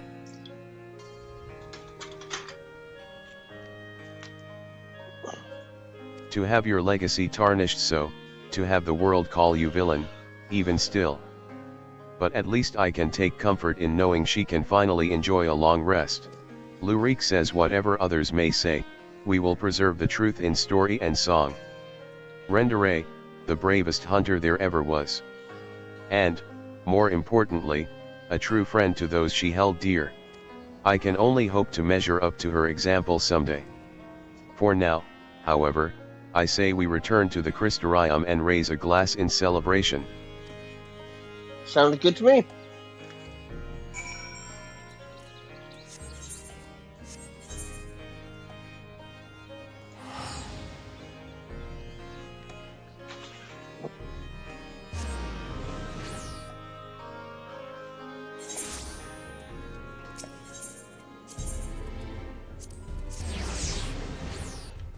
Alright, chat. With that being said, I hope everybody has a great afternoon. We will see you guys with our next stream. You know what? I think I might do more daytime streams. This is actually fun. Lurik says Andrea's bounty has been paid to us in full, my friend. So come, let us eat, drink, and be merry.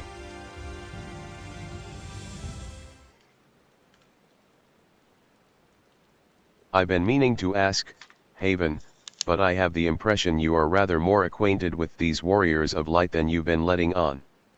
What exactly do you know about them?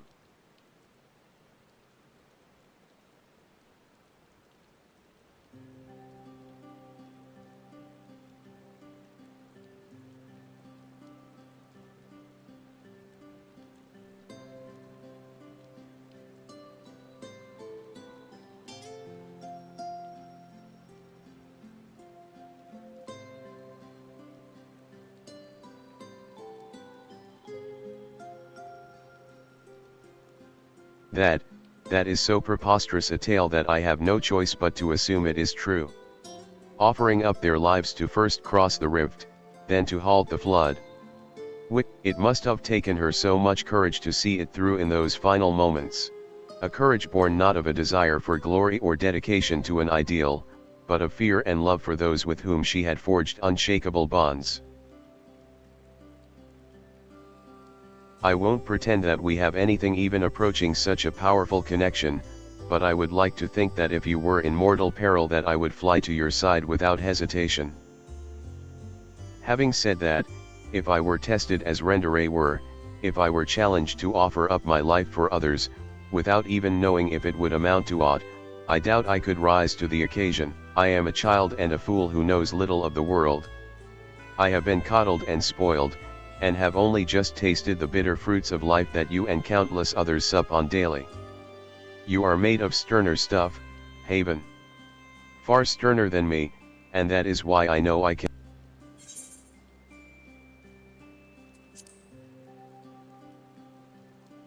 How could I not? I cannot recall a time I have felt happier and more alive than when I have traveled with you, but you have countless other journeys ahead of you, don't you? For you are destined for greater challenges, whereas I am suited to rather more pedestrian affairs. Know your limits, Lurik says, meeting her again after all these years. Seeing how much older and more frail she'd become made me realize how little time together we have left. She shouldn't have to live out her days living alone, and I have decided it will not be so. I shall return to Colusia and attend to her needs, for I would do my utmost to repay the love and kindness that made me the man I am.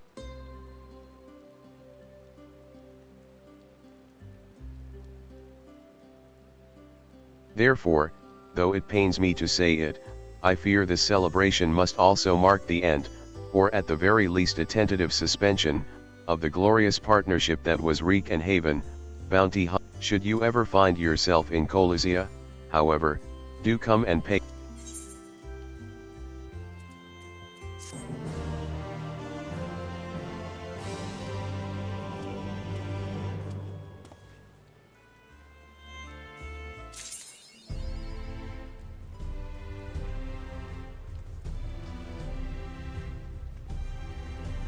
Alright, chat, so that is that.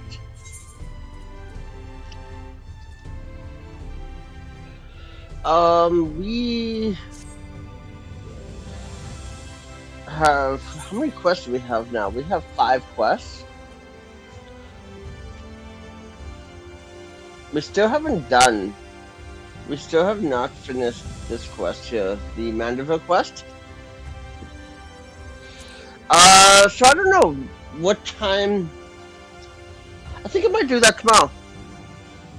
I might do at Vanderbilt tomorrow morning. With that being said, guys, I hope everybody has a great afternoon. We will see you tomorrow.